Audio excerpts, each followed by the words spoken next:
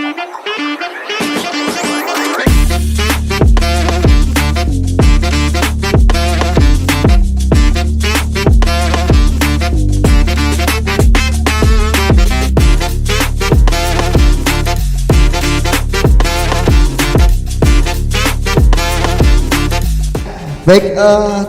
Bapak Ibu, kita pada siang hari ini akan bersama dengan Bu Pendeta Helen, bagaimana pola-pola inklusif yang dapat dikembangkan di gereja ini nanti akan menjadi sharing kita bersama. Mungkin nanti di dalam sesi ini Bapak Ibu juga bisa berani mengungkapkan seperti apa sih yang sudah dilakukan di gereja masing-masing, atau seperti apa yang sudah panjenengan lakukan terkait dengan bagaimana mewujudkan gereja yang inklusif. Untuk Bu Pendeta Helen kami persilahkan.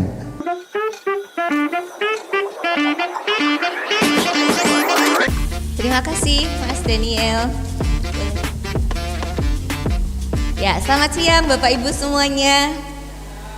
Seperti yang Mas Daniel tadi katakan, termasuk jam yang rawan dan saya nggak terlalu merasa pede nih ya dengan perut kenyang, dan mungkin Bapak Ibu sudah agak capek dari pagi, tapi semoga kita tetap bisa menikmati sesi ini. Ya, saat ini saya akan melanjutkan apa yang tadi Pak Wisnu sampaikan. Kalau tadi lebih pada sisi-sisi teologis ya, dalam Alkitab bagaimana kita mengeluarkan pesan-pesan yang lebih baru, lebih segar ketika kita memakai sudut pandang disabilitas.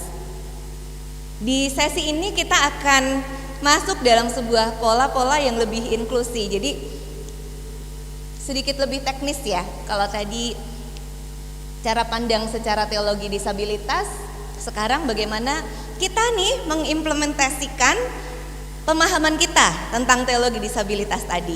Untuk itu di awal saya mau memberikan beberapa pertanyaan. Nah, ini bebas ya, mau dijawab siapapun silahkan. Seberapa inklusifkah kita?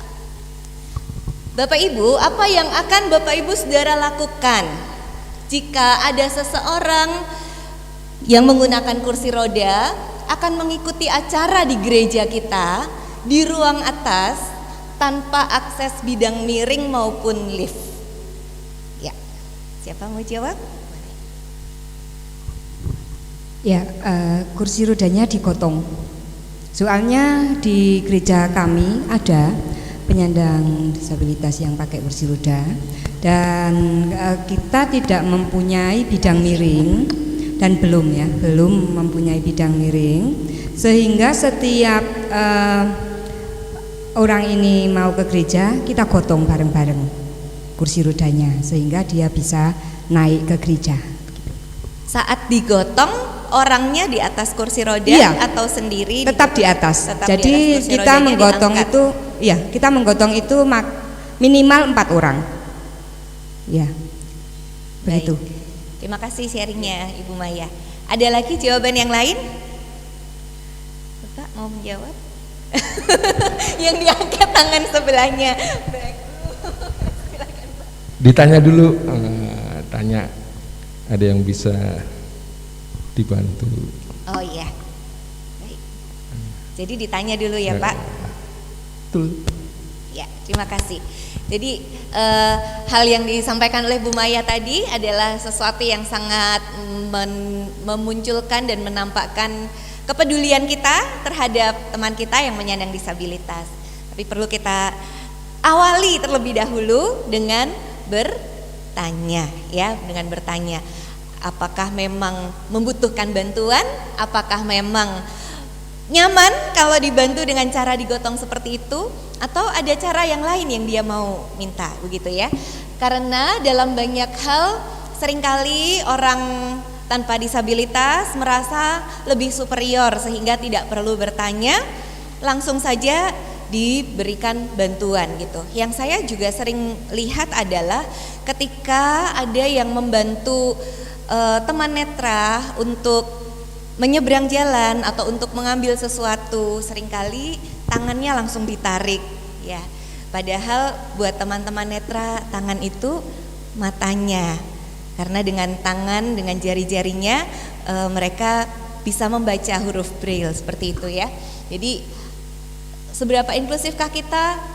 Satu, tindakan yang sangat penuh dengan kepedulian sangat diperlukan, tetapi yang kedua tidak boleh dilupakan mendahuluinya adalah bertanya, menjadikan orang yang ada di depan kita itu subjek yang seutuhnya, karena bagaimanapun juga kondisinya, tubuhnya adalah miliknya, bukan milik kita. Tubuhnya adalah otoritasnya, bukan otoritas kita.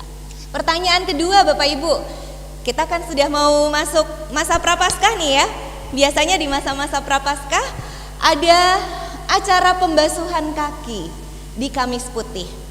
Kira-kira apa yang akan Bapak Ibu Saudara lakukan jika dalam ibadah Kamis Putih dengan ritual pembasuhan kaki hadir seorang tanpa kaki?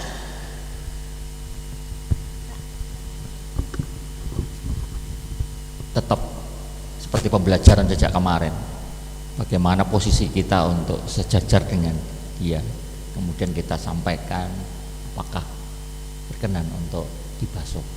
Seandainya berkenan Pak, tidak mempunyai kaki.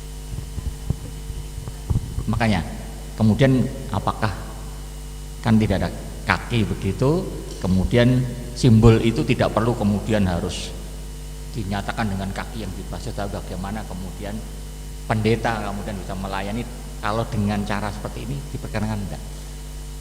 Cukup kami sentuh saja, itu sudah menjadi satu bagian bahwa kan simbol itu sebetulnya. Nah, begitu. Jadi tetap minta atau bertanya, kemudian kita menawarkan, karena tadi itu kan tubuh itu milik dia, otoritas dia. Bahkan bisa saja kalau memang kaki tidak, tangan pun juga tidak ada persoalan. Ya. Ya Pak, terima kasih banyak Pak. Jadi untuk teman-teman yang tidak memiliki kaki atau bahkan mungkin juga dengan kaki palsu, bukan berarti tidak boleh dibasuh karena ritual pembasuhan tadi Pak Eko ya Pak ya. Pak Eko katakan memang secara simbolis tapi ada makna yang begitu dalam di dalamnya. Kita bisa tanyakan kepada teman kita itu bagian mana yang lebih banyak dipakai untuk bergerak sehari-hari, apakah tangan kanan atau tangan kiri, lalu kita minta izin untuk membasuh bagian itu. Jadi tidak harus secara harafiah kaki. Karena saya pernah menjumpai di sebuah gereja ada seorang aktivis ya, salah satu kakinya adalah kaki palsu. Dan pada saat ritual pembasuhan kaki namanya muncul dan panitia keberatan, jangan, kan dia cuma punya satu kakinya yang asli, nanti yang satu basuhnya gimana, dan dicoret namanya, itu sedih banget.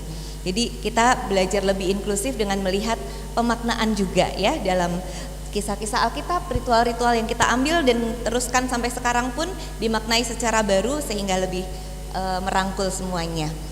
Nah, Bapak Ibu pasti tahu lagu ini kan?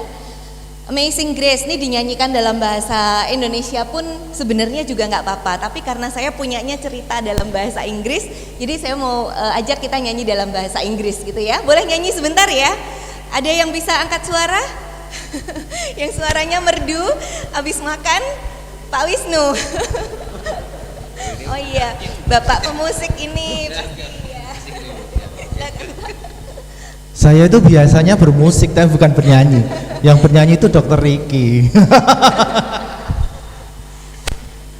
Nama Pak Dokter muncul sebagai kandidat. Ya sama-sama yuk, Bapak angkat nada dasarnya dan pura-puranya ada piano Pak. Oh, oke. Nada C ya, nada C. Amazing grace, how sweet the sound that saved a wretch like me. I was lost, but now I'm found. Was blind, but now I see. Bingung ya kalau segitu nggak bagus, bagusnya kayak apa? Bapak Ibu, apa rasanya? Barusan nyanyi lagu ini apa rasanya? Luar biasa ya Pak, tersentuh ya. Dan ini adalah salah satu lagu himne yang paling banyak diterjemahkan dengan berbagai macam bahasa di dunia, Amazing Grace. Dan kita sudah terlalu sering untuk menyanyikan ini, baik dalam bahasa Indonesia, bahasa Inggris, mungkin juga dalam bahasa Jawa atau bahasa yang lain, sehingga kita hanya merasa satu rasa.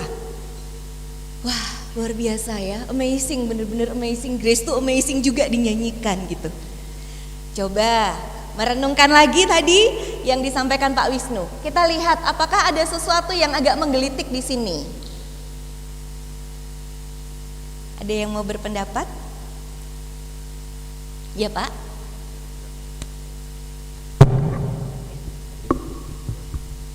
Was blind but now I see. Was blind but now I see. Salahnya di mana? Oh salah. Oh kurang tepat. Menggelitiknya di mana? Kan tadi saya Ya buta bisa melihat ini. yang buta bisa melihat. Oke. Ya, satu jawaban ya. Ada jawaban yang lain? Yang lain sudah bersaat teduh. Oke. Ini gimana ya? Mohon maaf. Saya mau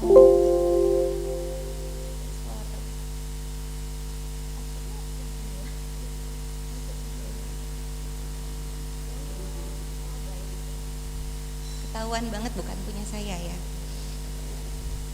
Ya, jadi Bapak Ibu ada seorang pendeta namanya John Hull, Hull, John Hull. Sekarang sudah meninggal belum lama ini, berapa tahun yang lalu. Beliau seumur hidupnya sudah nggak terhitung lagi nyanyi lagu ini berapa kali. Dalam acara di gereja, dalam acara penghiburan, dalam acara sukacita, pokoknya dalam begitu banyak ibadah macam-macam, nggak semuanya di gereja itu nyanyi lagu ini tuh selalu membuat dia merinding, selalu membuat dia merasa wow gitu. Sampai suatu kali Pak Pendeta ini mengalami fungsi penglihatan yang menurun, dan itu semakin menurun kalau tidak salah kasusnya glaukoma, dan sampai hilang sama sekali, total blind ya. Dan ketika dia dalam kondisi sama sekali tidak melihat, kan tetap sebagai pendeta. Dan karena memang sudah biasanya nyanyi lagu ini ya kadang-kadang memang dinyanyikan. Tapi sampai pada satu titik dia kemudian merasa, setelah aku tidak bisa melihat sama sekali, kok lagu ini powerless. Lagu ini kok enggak ada kekuatannya, enggak amazing lagi. Karena aku blind but enggak jadi melihat lagi gitu. Aku kehilangan penglihatanku dan aku tidak jadi melihat lagi, dan lagu ini jadi enggak ada powernya. Dari situ dia mulai masuk dalam sebuah pendalaman tentang kaitannya tentang teologi disabilitas dengan lagu ini, bahwa ternyata standar normal yang masih digaungkan di mana-mana, sedangkan kita sudah mestinya meninggalkan dikotomi secara normal tidak normal itu ternyata juga mewarnai gereja. Seiring dengan semakin seringnya lagu dinyanyikan, semakin banyaknya kita merasa lagu itu nggak apa-apa, tapi nggak mempedulikan bagaimana orang yang menyandang disabilitas netra nyanyi lagu ini. Coba Bapak Ibu Saudara bayangkan, seorang dengan disabilitas netra yang menjadi kehilangan penglihatan sama sekali dan sampai akhir hidupnya tidak mendapatkan penglihatannya lagi, nyanyi lagu ini. Amazing Grace, how sweet the sound that saved a wretch like me, itu udah gak masalah kayaknya ya. Tapi di bawahnya, I once was lost but now I'm found. Dulu aku terhilang, sekarang aku ditemukan. Lalu baris yang kedua dari bawah ini, was blind, ini adalah sambungan atau perbandingan sejajar dengan I once was lost. Dulu aku terhilang, dulu aku buta, ya kan? Dulu aku tidak bisa melihat. But now I'm found, ini sejajar dengan baris terakhir. Sekarang aku ditemukan, sekarang aku melihat. Lalu John Hull bilang gini, kenapa realita tidak bisa melihat dikaitkan dengan dosa, was lost. Dan gak ada yang nyadar itu ketika menyanyikannya, ketika semua merasa amazing dengan grace-nya Tuhan itu. Lalu bukan dia tidak mau menyanyikan lagu ini lagi Bapak Ibu, hanya dia mengganti ya. Maaf. Dia mengganti 2 baris di akhir ini, was blind but now I see. Dia ganti was bound, dulu terbelenggu, but now I'm free. Sekarang aku bebas. Jadi lagu ini tetap powerful buat dia, tapi sama sekali dia tidak lagi menyebut was blind but now I see. Dan itu menjadi sebuah usulan syair yang kemudian diterima oleh banyak teman-teman netra yang merasa, oh iya ya, dulu aku terbelenggu, dan terbelenggu itu sesuatu yang lebih netral daripada tidak bisa melihat kan. Terbelenggu bisa terbelenggu karena dosa, tapi tidak mengaitkan dengan situasi secara khusus kondisi disabilitas seseorang. Jadi dia nyanyikan, I once was lost but now I'm found, was bound but now I'm free. Dan lagu itu menjadi lebih powerful lagi buat teman-teman netra. Ini salah satu contoh bagaimana gereja ikut menumbuh suburkan diskriminasi terhadap penyandang disabilitas tanpa disadari. Kita semua nggak ada yang berniat mendiskreditkan penyandang disabilitas netra, tapi karena tanpa menyadari itu dan kita merasa ini biasa saja, maka tanpa disadari kita ternyata ikut melakukannya. Ya, bisakah seorang penyandang disabilitas mental atau intelektual menerima baptis dewasa atau CD di gereja kita? Bisa ya? Apa yang sudah dilakukan Bu di gereja?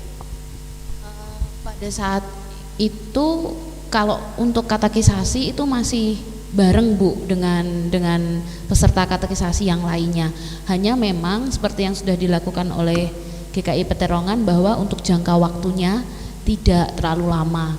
Kemudian juga untuk penjelasannya akan dibedakan antara maaf ya ini jadi dikotomi antara jemaat yang tidak dengan disabilitas mental atau intelektual dengan jemaat yang ada disabilitas mental atau intelektual. Kemudian ketika pelaksanaan pun puji Tuhan bisa untuk mengikutinya. Itu sayang sekali ketika penjelasannya, karena kan ada pertelaan dulu yang dibacakan itu masih sama, tapi ketika kelas katekisasi itu diberi pemahaman dulu terkait pertelaan itu, dan kemudian bahasa Jawanya memang diketik langsung nanti apa yang harus diucapkan gitu Bu. Baik. Ya, itu dalam bahasa karena saya juga belajar special education, dalam bahasa terminologi special education itu namanya prior knowledge ya. Jadi sebelum orang lain mendapatkan sesuatu, anak atau orang dengan kebutuhan khusus karena mengalami disabilitas mental atau intelektual dibekali dulu ya. Kalau kita tidak masuk dalam dunia special education, tampaknya tidak adil. Loh kok ini dikasih tahu duluan, yang lain kan enggak. Tapi kalau kita justru melihat pada keadilan dari sisi keragaman kemampuan, justru inilah keadilan, bahwa prior knowledge ini dibutuhkan untuk dia bisa mencerna terlebih dahulu sampai pada saatnya nanti bisa mengikuti bersama-sama dengan yang lain gitu ya. Baik, terima kasih. Ada lagi yang mau di-share tentang baptis dewasa atau CD bagi penyandang disabilitas di gereja?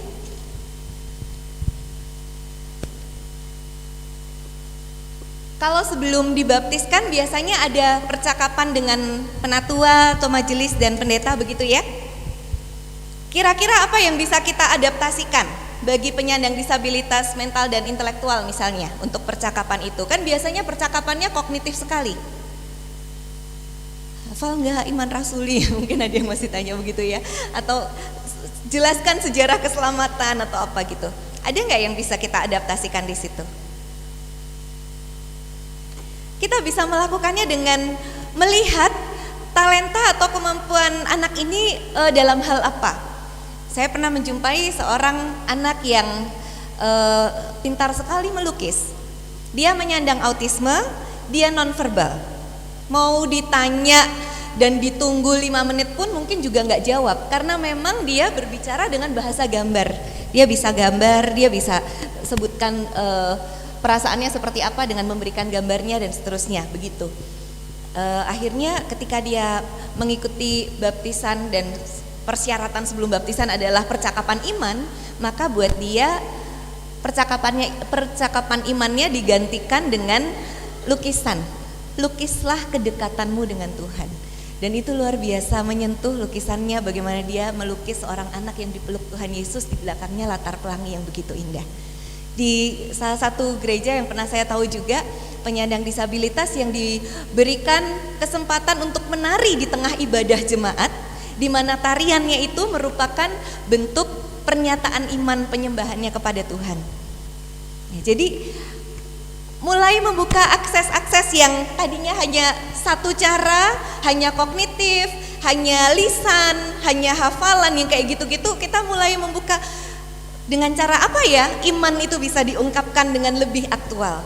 Kalau kita coba bayangkan ya Bapak Ibu, kalau kita membela nih dalam tanda kutip, bela-belain cara percakapan iman di gereja kita, katakanlah begitu. Lalu kita kasih pengertian kepada anak tertentu, nanti kamu di kelas akan ditanya ini, kamu hafalkan dulu dan sebagainya. Kira-kira itu justru menjadi potret pengalaman imannya apa bukan? Mungkin bukan ya. Kita justru malah nggak bisa memotret keimanannya secara benar kepada Tuhan. Mungkin itu hanya hafalan. Oke, kalau metode itu kita pakai untuk sebuah metode pembelajaran, tadi namanya prior knowledge itu. Tapi untuk sebuah percakapan iman, justru majelis jemaat harus melihat kesiapan realnya hati anak ini seperti apa. Dan ketika itu pakai pintu masuk yang dia sangat bisa mengerti dan sangat bisa lakukan, justru itu lebih hidup. Jadi kita tidak terpancang pada satu dua cara yang mainstream. Ya, ini mengutip dari Pope Francis yang mengatakan bahwa diskriminasi terhadap penyandang disabilitas itu adalah sebuah social sin, dosa bersama. Maka kita perlu pertobatan bersama juga gitu ya. Kalau kita melihat, loh bukan cuma gereja saya kok yang belum, gereja lain juga banyak. Ah, itu bukan alasan, justru semakin kita bilang begitu, semakin kita menumbuh suburkan social sin. Ikut meminggirkan penyandang disabilitas itu ya. Kalau kita berbicara tentang ibadah, saudara-saudara, kalau ibadah itu dipahami sebagai wadah perjumpaan kita dengan Allah dan sesama, maka mestinya tidak ada liturgi yang tidak inklusif. Sebab setiap orang terbuka terhadap rangkulan kasih Allah baginya dan bagi sesamanya. Sebelum melayani di GKI Peterongan, saya melayani di GKI Cinere. Di sana ada seorang anak perempuan, waktu saya di sana itu umurnya 26 tahun. Dia mengalami disabilitas intelektual dan disabilitas mental, ya, jadi multiple. Kemudian dia suka sekali datang ke ibadah, suka sekali menyanyi. Masalahnya adalah maksudnya yang dilihat oleh orang lain menjadi masalah dalam dirinya gitu ya, adalah ketika musik sudah berbunyi, orang lain sudah ikut menyanyi, sudah mulai menyanyi, dia masih diam. Nanti orang lain sudah sampai di baris kedua sesuai dengan musiknya, dia baru mau mulai angkatan pertama. Jadi nyanyinya semangat, keras, tapi itu nggak pernah sama dengan orang-orang di sekelilingnya. Kalau ada seorang dengan kondisi seperti itu di gereja kita, kira-kira gimana Bapak Ibu? Semula orang-orang di sekitarnya merasa ini gangguan, terganggu karena dalam paradigma kita yang namanya ibadah itu kusuk, sangat khidmat sekali, bisa fokus, konsentrasi, nggak ada gangguan, semua searah sejalan. Tapi ketika kami kemudian melakukan edukasi teologi disabilitas juga dan membuka beberapa pandangan sekitar teologi disabilitas, orang sudah tidak lagi menjauhi dia, karena kemudian menyadarkan bahwa liturgi di gereja kita itu adalah sebuah rangkulan kasih Allah untuk semua. Yang menjadi utama dalam puji-pujian dalam liturgi itu adalah orang ini dengan Tuhan yang dia puji. Justru ketika kita melihat seorang dengan disabilitas intelektual dan mental bisa memuji Tuhan sesemangat itu di dalam ibadah, itu mestinya kita bersuka cita dan tidak merasa terganggu.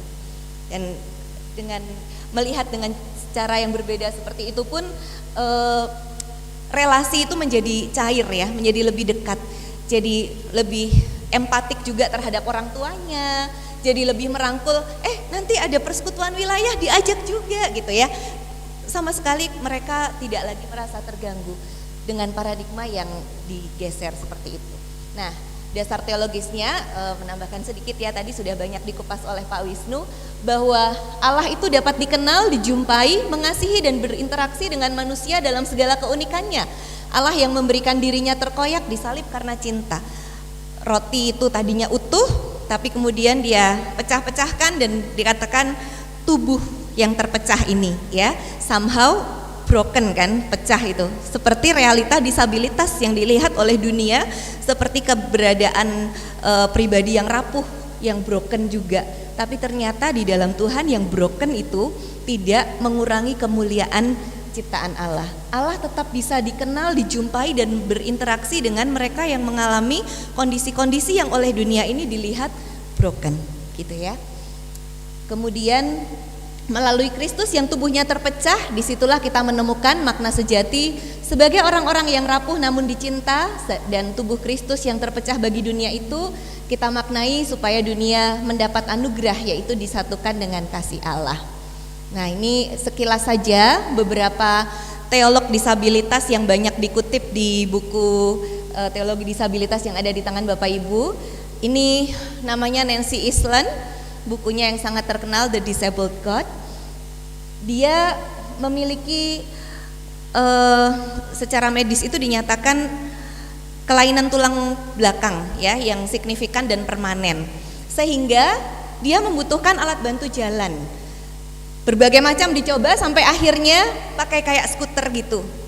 Nah, salah satu yang terkenal dari kesaksian hidup Nancy Island adalah dia mengatakan begini, nanti di surga aku tidak membayangkan bahwa aku itu akan lepas dari semua alat bantu jalan. Karena kalau itu terjadi, maka aku tidak lagi mengenali diriku dan siapa Tuhanku. Karena selama hidupku, aku berteologi, aku mengenal Tuhan sebagai sosok yang mengerti kerapuhanku yang tidak bisa berjalan. Jadi kalau kita sebagai orang-orang yang tidak menyandang disabilitas, cenderung merasa kasihan, tanya terus sama Tuhan kapan dia sembuh, terus berdoa minta kesembuhan. Kita perlu masuk dalam realita kehidupan orang-orang dengan disabilitas. Ketika mereka sudah berdamai dengan disabilitasnya, berjumpa dengan Tuhan di situ, justru realita disabilitas itu tidak menjadi sesuatu yang menghalangi relasi mereka dengan Tuhan kok. Dan mestinya kita juga tidak memandang itu sesuatu yang buruk begitu ya. Kemudian ini adalah Amos Yong. Kalau Nancy Island tadi dirinya sendiri yang mengalami disabilitas fisik, kalau Amos Yong ini dia punya saudara laki-laki yang hidup dengan Down syndrome. Bukunya ada banyak, salah satunya adalah Theology and Down Syndrome. Ini gambarnya Maria memangku Yesus yang wajahnya sangat mongoloid, karakteristik wajah anak-anak dengan Down syndrome gitu ya. Jadi Yesusnya di pangkuan Maria ini digambarkan anak dengan Down syndrome, dan bagaimana dia berteologi mengenal Tuhan dengan perjumpaan dia dengan adiknya namanya Mark yang menyandang Down syndrome. Amos Yong punya banyak quotes yang bisa kita temukan ya. Yang pertama misalnya tentang penciptaan. Manusia diciptakan segambar dan serupa dengan Allah itu dalam relasinya, kemampuannya untuk berelasi dengan Allah. Lalu kalau orang-orang dengan disabilitas mental dan intelektual, mereka berelasi dengan Allah, orang-orang yang tidak mengalami disabilitas tidak berhak untuk menilai relasi orang itu dengan Allahnya valid apa tidak. Seringkali kita jatuh pada menilai relasi orang lain dengan Allahnya valid atau tidak, karena memakai paradigma kita sendiri. Loh, dia aja nggak bisa hafal kok ayat Alkitab, dia aja nggak bisa baca kok, dia aja nggak bisa mengingat apa yang baru saja saya sampaikan. Lalu seolah-olah dia tidak bisa berelasi dengan Allah ketika itu semua tidak terjadi. Nah, Amos Yong bilang segambar dan serupa dengan Allah itu dalam relasi kedekatan dengan Allah yang bisa diakses dengan banyak cara, bukan hanya secara kognitif ya. Dan dia share banyak tentang adiknya. Kemudian dia mengatakan bahwa disabilitas itu bukan stigma, tetapi identitas baru dalam Tuhan. Ketika Yakub dipukul pangkal pahanya dan dia terpelecok, dia tidak distigma menjadi seorang yang tidak bisa berjalan lagi dengan tegak, tetapi sebagai nama baru Israel ya. Ada identitas baru dalam Tuhan. Artinya dalam disabilitas seseorang dia menemukan siapa dirinya di dalam rencana Tuhan. Itu powerful sekali itu tentang di Sungai Yabok itu ya. Kemudian Pentakosta. apa yang Amos Yong katakan. Kalau di peristiwa Pentakosta pertama itu ribuan orang hadir dan semua bisa mendengar para murid berbicara dalam bahasa mereka itu masing-masing. Maka Allah yang sama yang bisa membuat para murid itu didengar dengan berbagai macam bahasa adalah Allah yang juga bisa membuat setiap orang yang menyandang disabilitas tersapa dengan caranya masing-masing. Allah yang bisa berbicara dengan bahasa isyarat, Allah yang bisa berbicara dengan bahasa sentuhan, Allah yang bisa berbicara dalam galaunya hati seorang yang depresi. Sama seperti orang menyentuh bahasa-bahasa orang lain, orang banyak di peristiwa Pentakosta. Ya, jadi Pentakostanya dimaknai secara indah sekali itu seperti itu. Kemudian 1 Korintus 12 bahwa setiap orang adalah penerima karunia, maka kalau ada penyandang disabilitas dalam gereja, dia pun adalah penerima karunia yang mestinya dilibatkan. Sama, setara dengan yang lain, punya kesempatan untuk berpartisipasi, dihargai, dirindukan, dan bukan sebagai beban yang selalu dikasihani dan ditolong, ya. Itu Amos Yong. Kemudian satu lagi saya mau memperkenalkan, ini namanya Thomas Reynolds. Thomas E. Reynolds. Kalau ini anaknya yang mengalami autisme. Jadi anaknya Thomas Reynolds, seorang anak laki-laki hidup dengan autisme, dan Thomas Reynolds ini sendiri adalah seorang pendeta dan seorang lecturer, ya, pengajar. Dia mengatakan gereja adalah komunitas yang rapuh karena terdiri dari orang-orang yang rapuh. Maka hati-hati dengan bahaya the cult of normalcy. Kadang-kadang kita tidak sadar mengkultuskan standar normal, sehingga misalnya kita syukuran di rumah jemaat, bayinya tidak mengalami disabilitas. Lalu kita berdoa, memimpin doa syukur di situ, terima kasih Tuhan karena anak ini terlahir sangat baik, sungguh luar biasa, sempurna dan lengkap. Itu termasuk salah satu tanpa kita sadari pendiskriminasian terhadap penyandang disabilitas. Seandainya jarinya kurang satu, seandainya kakinya hanya satu, seandainya apa? Apakah kita bisa berdoa seperti itu, sempurna dan lengkap? Berarti kita masih membedakan itu dalam pola pikir kita, ya, dalam doa-doa kita. Bahwa kita mengatakan terima kasih Tuhan Kau sudah memberkati kelahiran anak ini dengan begitu luar biasa, pengalaman-pengalaman penyertaan Tuhan dirasakan keluarga ini, itu sesuatu yang biasa, yang netral untuk semuanya, gitu. Tapi bahwa menyebut begitu amat indah, lengkap dan sempurna, tapi bayangan kita karena tidak kekurangan organ tubuh satu pun, nah itu yang bahaya, itu the cult of normalcy. Kemudian misalnya Mazmur berapa tuh ya, 127 atau 128 yang mengatakan tentang berkat Tuhan terhadap anak-anaknya, keluarga anak-anaknya, gitu ya. Lalu kita melihat itu sebagai sesuatu yang sangat ideal, dan itulah kondisi yang diberkati. Kalau ada anaknya yang memiliki disabilitas intelektual misalnya, maka itu bukan sesuatu yang diberkati Tuhan. Jadi kalau tidak diberkati berarti ada di pihak yang sebaliknya, yaitu kutuk. Nah, masuk lagi dalam paradigma moralitas, ya, disabilitas dikaitkan dengan moral dan dosa seseorang tuh lebih tidak sesuai dengan kasih Tuhan, gitu. Jadi hati-hati the cult of normalcy, karena itu bisa menjebak kita pada sebuah superioritas iman yang Tuhan tidak mengajarkannya begitu. Ini saya mendapatkan satu gambar yang menarik. Ini gambar apa kira-kira Bapak Ibu dalam cerita Alkitab?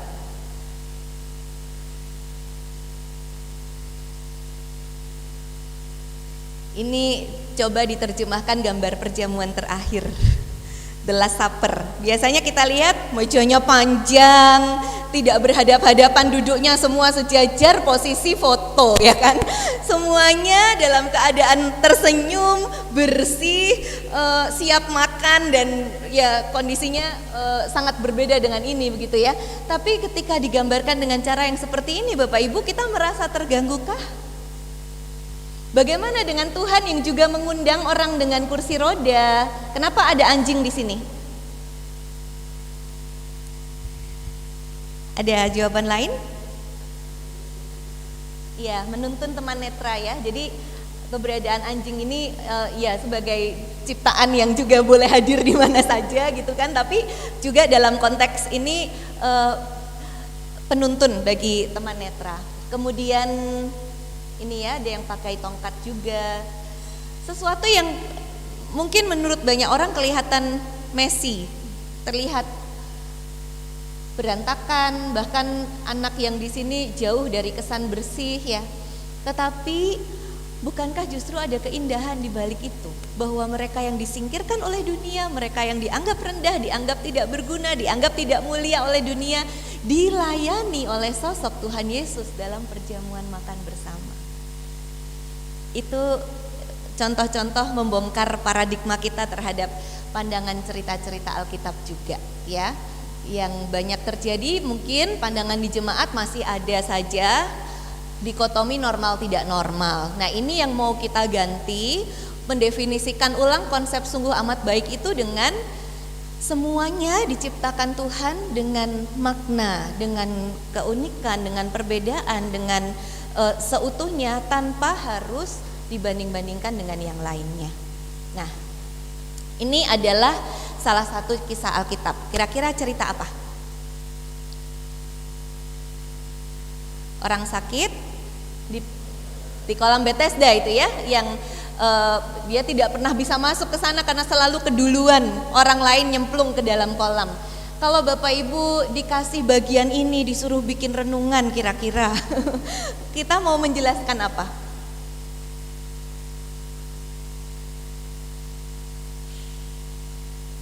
Ada yang mau jawab? Perikopnya tentang orang yang mengalami kelumpuhan 38 tahun di tepi kolam. Renungannya kira-kira tentang apa yang kita mau buat? Mujizat kesembuhan ya. Itu yang banyak sekali kita temui. Kalau perikopnya ini pasti ceritanya tentang ini gitu ya. Tidak salah, memang Yesus memberikan mujizat kesembuhan. Tapi saya mau mengkaitkan dengan bahan Pak Wisnu tadi. Kalau kita pakai paradigma atau mata pisau teologi disabilitas untuk cerita ini Bapak Ibu, ini adalah sebuah tamparan keras untuk gereja yang tidak membuka akses terhadap penyandang disabilitas. Di mana letak kolam itu? Di serambi bait Allah. Dan orang yang ada di sekitar situ tidak akan pernah bisa masuk ke bait Allah karena disabilitasnya membuat dia dalam paradigma masyarakat zaman itu najis, tidak sempurna.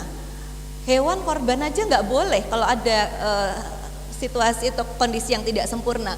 Tetapi orang-orang ini sudah bertahun-tahun, bahkan ada seorang yang sudah 38 tahun tidak pernah bisa masuk dalam bait Allah karena tidak bisa berjalan. Bukan hanya karena nggak ada yang mau nolongin ke sana, tapi kondisi tidak berjalan itu dianggap tidak layak menghadap Allah. Ini adalah sebuah perikop yang bisa kita bedah dengan mata pisau teologi disabilitas tadi, bahwa teguran bagi institusi-institusi agama yang menutup rapat-rapat akses bagi penyandang disabilitas, sehingga ketika mereka tidak mendapatkan kesembuhan masuk ke dalam kolam itu sebetulnya juga salah satu kelalaian atau harusnya tanggung jawab gereja ya, bait Allah.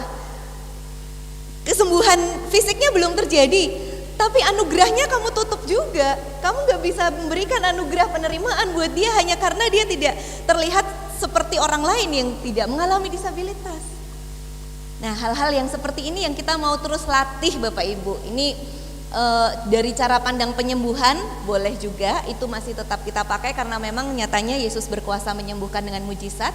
Tapi juga jangan lupa kritik-kritik teologi disabilitas, bagaimana gereja gagal meneruskan rengkuhan kasih Allah bagi penyandang disabilitas yang malah untuk seterusnya dalam waktu yang lama tidak diperbolehkan masuk ke bait Allah. Kemudian misalnya Bapak Ibu mencari ya, mau bikin gambar slide atau bikin alat peraga, mencari gambar-gambar di Google Image misalnya, Jesus and Disability misalnya gitu. Nanti akan keluar banyak sekali gambar-gambar yang bernada kayak gini. Karena gambar itu keluar banyak sekali di Google Image, bukan berarti itu yang paling benar untuk kita ambil Bapak Ibu. Dan saya menyarankan justru jangan ambil gambar yang seperti ini. Kenapa? Karena meskipun kita percaya Yesus yang bisa menyembuhkan seorang yang mengalami kelumpuhan 38 tahun ini juga bisa menyembuhkan siapa saja, tapi juga ada begitu banyak peristiwa di mana Tuhan mengizinkan seorang yang tidak bisa jalan akan tetap berada di kursi roda dalam jangka waktu yang lama. Memakai gambar seperti ini seolah-olah memberikan kesan bahwa pasti yang akan terjadi itu adalah kesembuhan dan apa? Dikaitkan dengan slide saya sebelumnya. Mujizat itu, dan itu yang ideal, itu yang kondisi diberkati, itu yang kondisi yang mau dikasih sama Tuhan Yesus. Nah, salah satu buku yang saya rekomendasi untuk Bapak Ibu bisa baca, My Body is Not a Prayer Request. Kondisi tubuhku bukan sebuah permohonan doa.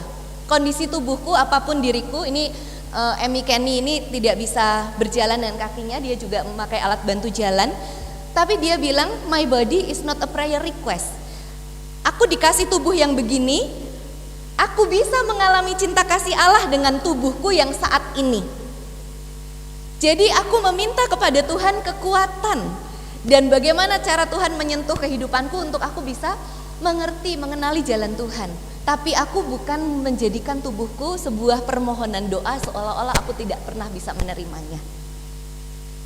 Dan dalam banyak riset dan saya juga membuktikan sendiri karena kami memiliki seorang anak dengan Down syndrome, penerimaan terhadap penyandang disabilitas dan penerimaan terhadap disabilitas itu sendiri baik oleh orang yang mengalaminya maupun oleh keluarganya itu sangat-sangat berdampak luar biasa terhadap tumbuh kembang dan caranya menikmati kehidupan. Jadi kalau kita ketemu sama jemaat atau seorang tetangga atau teman yang hidup dengan disabilitas tertentu, kita justru bisa menjadi seorang teman yang hadir dan menerima sepenuhnya dia seperti apa, dan bukan sekedar kamu mau nggak tak doakan supaya kamu nanti bisa begini, tidak lagi seperti sekarang. Ya. Kemudian, nah ini lebih teknisnya ya. Tadi pengantar untuk menuju ke sini kita melihat ada banyak hal yang kita bisa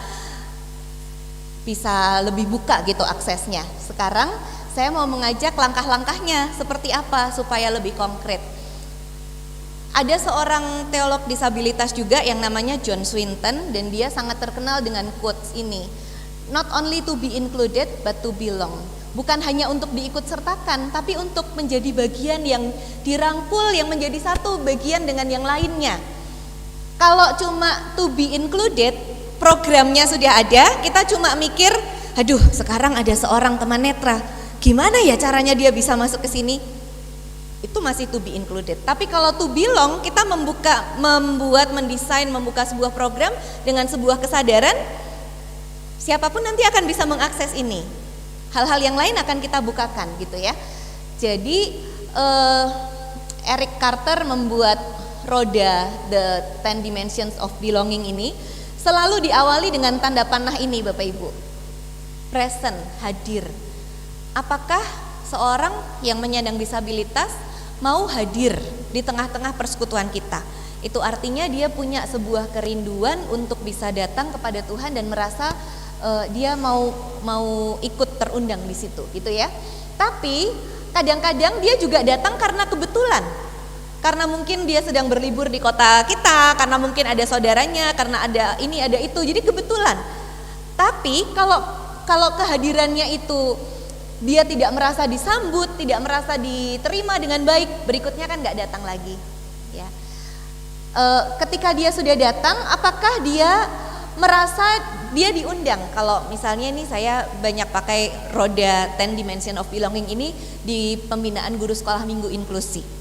Kalau ada anak-anak yang mengalami global delay ya, belakangan saya lebih banyak menemukan global delay. Jadi sebetulnya secara anatomi otak gak ada masalah yang terlalu serius juga, tetapi secara keseluruhan pemrosesan ya, nyambungnya sinap-sinap yang ada di kepala dan sebagainya itu membuat koordinasi ini bagi yang lain terasa begitu lambat ya. Dan misalnya anak-anak dengan global delay datang ke sekolah minggu, apakah dia merasa diundang lagi untuk datang minggu depan? Misalnya anak-anak dengan ADHD, ini cukup banyak juga. Lalu anak-anak dengan autisme misalnya, saya menjumpai di beberapa gereja dengan anak-anak dengan autisme di sekolah minggu, gurunya kewalahan. Kalau anak ini nggak datang, puji Tuhan hari ini aku nggak usah capek-capek, gitu masa Bapak Ibu. Dia nggak datang malah gurunya yang seneng, kan gimana ya? Harusnya justru guru sekolah minggunya seneng karena orang ini hadir ya kan, anak ini hadir. Tapi apakah kita mengundang, welcome, menyambut dia, itu bisa dirasakan oleh anak itu loh. Anak-anak dengan disabilitas intelektual dan mental itu banyak juga yang sensitif perasaannya. Walaupun dia mungkin nggak ngomong dengan kata-kata, dia tahu orang yang mengasihi dia dengan tulus dengan orang yang nggak menyambut, nggak mengasihi dia bisa membedakan itu ya. Jadi setelah hadir, apakah merasa diundang lagi, apakah betul-betul merasa disambut, apakah dikenal, bukan hanya tahu namanya tapi dikenal. Oh dia itu mungkin anak ini masih belum terlalu pede, dia maunya duduk didampingi dulu, ya nggak apa-apa. Kita nggak bisa langsung menyamaratakan perlakuan untuk semua orang, tapi mengenal pribadinya itu menjadi penting, menjadikannya subjek yang berharga. Kemudian dengan pengenalan ini diterima. Anak kami dulu memiliki semacam tingkat kepanikan juga yang agak berlebihan dalam konteks tempat yang baru. Jadi misalnya pindah ya, kami pindah ke Semarang gitu. Berarti kan pindah ruangan sekolah minggu, pindah gereja itu bisa muntah di tempat. Saat itu juga saat dia menyadari ruang apa ini, itu bisa langsung muntah di tempat. Dan kami kemana-mana sudah siap sedia dengan plastik ziplock dan segala perlengkapannya itu, sehingga tidak terasa menjijikkan gitu ya buat orang lain. Tapi dia bisa berproses pelan-pelan, dilatih. Nah awal-awal dia masuk dalam kelas baru di sekolah minggu, dia membutuhkan 15 atau 20 menit keluar ruangan. Karena melihat ruang yang sempit dan situasinya baru, tapi sudah 20-an menit gitu dia nervous, nanti bisa kembali muntah begitu. Tapi dengan keluar ruangan dia melihat walaupun suasana di luar juga baru, tapi tidak terkungkung dengan tembok-tembok itu, dia agak sedikit lega. Nanti 5 menit di luar bisa balik lagi, konsen lagi untuk 20 menit selanjutnya, nanti keluar lagi 5 menit, seperti itu. Kalau tidak dengan pendampingan yang cukup sabar, bisa dibayangkan seperti apa dia akan merasa tersiksa sekali ya, karena itu kebutuhannya. Ada sesuatu yang dia tidak bisa jelaskan tapi bisa diatasi dengan keluar ruangan sebentar itu. Nah itu bagian seperti itu termasuk penerimaan. Diterima bukan sebagai sebuah beban yang merepotkan, tetapi sebagai pribadi yang berharga yang memang perlu berproses bersama. Sekarang ini sudah tidak lagi memerlukan keluar ruangan karena sudah bisa beradaptasi gitu ya. Kemudian supported, kalau bicara dari sudut pandang special education, saya ada juga materi-materi yang lebih detail tentang bagaimana untuk mensupport anak-anak berkebutuhan khusus atau bahkan orang dewasa dengan disabilitas tertentu. Prosesnya atau analisanya bisa panjang banget, tetapi intinya adalah ketika kita tahu kebutuhannya, kita menyediakan yang dibutuhkan sebisa mungkin, mainstreaming yang semuanya dengan cara-cara yang lebih universal, pakai gambar, pakai diagram, pakai video, pakai suara, pakai gerak, lebih bisa diakses daripada pakai tulisan-tulisan yang banyak dan kecil gitu ya.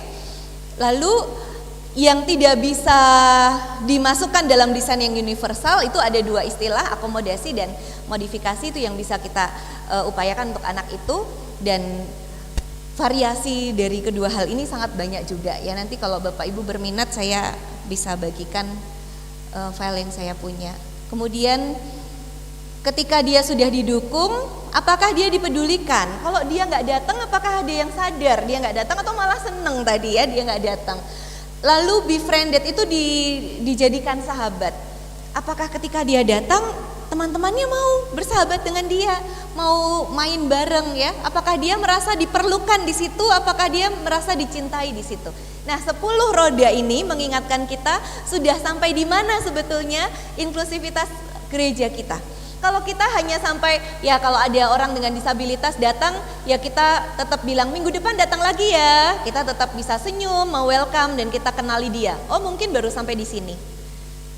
Atau mungkin kita satu langkah lebih maju, menerima. Oh ya sudahlah, karena memang dia ada di tengah-tengah anggota jemaat kita ya sudah diterima. Tapi diterimanya hanya karena ya sudah gitu, bukan karena pengen betul-betul sampai love ini ya. Nah, ini mengingatkan kita untuk berproses tahap demi tahap ke sana. Lalu untuk pelayanannya sendiri kita bisa melihat dua macam gambar. Yang pertama adalah model kelas atau model persekutuan kita, Bapak Ibu. Ada model eksklusi ya. Exclusion ini eksklusif sekali, yang bisa dan boleh datang di situ hanya orang-orang yang tidak mengalami disabilitas. Kalau yang mengalami disabilitas, maaf, nggak bisa. Itu eksklusif sekali ya. Saya sangat berharap di Indonesia juga semoga sudah nggak ada yang begitu. Walaupun ini konteks ini banyak terjadi di mana? Di sekolah ya. Ada disabilitasnya apa? Oh maaf, nggak bisa sekolah di sini, itu masih banyak terjadi. Tapi di gereja semoga sudah tidak. Lalu ada segregasi. Jadi yang abu-abu, putih dan hitam ini lebih ke mainstreaming orang-orang tanpa disabilitas. Yang menyandang disabilitas boleh datang tapi dipisahkan, kelasnya terpisah. Ada loh rekan-rekan kami dari salah satu GKI juga yang mengadakan kelas sekolah minggu khusus untuk anak-anak dengan disabilitas. Saya sangat bisa memahami tujuan baik mereka sebetulnya, bahwa guru sekolah minggu di jemaat tersebut yang berlatar belakang guru sekolah dan psikolog dijadikan satu untuk bisa menangani secara optimal di kelas yang berkebutuhan khusus ini. Tetapi kemudian niat baik itu ternyata bergulir dan berdampak tidak terlalu baik. Kenapa? Karena ketika mereka sadar ketika suatu hari ada salah seorang anak dari kelas reguler ya melihat anak dari kelas berkebutuhan khusus masuk ke kelas reguler bersama dengan kakaknya. Nah, anak itu bilang, "Kamu kan kelasnya di sana, gak boleh kamu kesini, kamu mesti ke sana, kamu kan beda." Lalu mereka baru tersadarlah bahwa ternyata secara tidak sengaja mereka ikut menumbuh suburkan diskriminasi itu, karena anak-anak pun kemudian jadi belajar untuk gak bermain bersama karena kondisi yang berbeda itu. Ya, ini model segregasi. Kemudian model integrasi sudah boleh ada di kelas yang sama, di ruang yang sama, tapi duduknya masih dipisah, di paling belakang, di paling pojok gitu ya.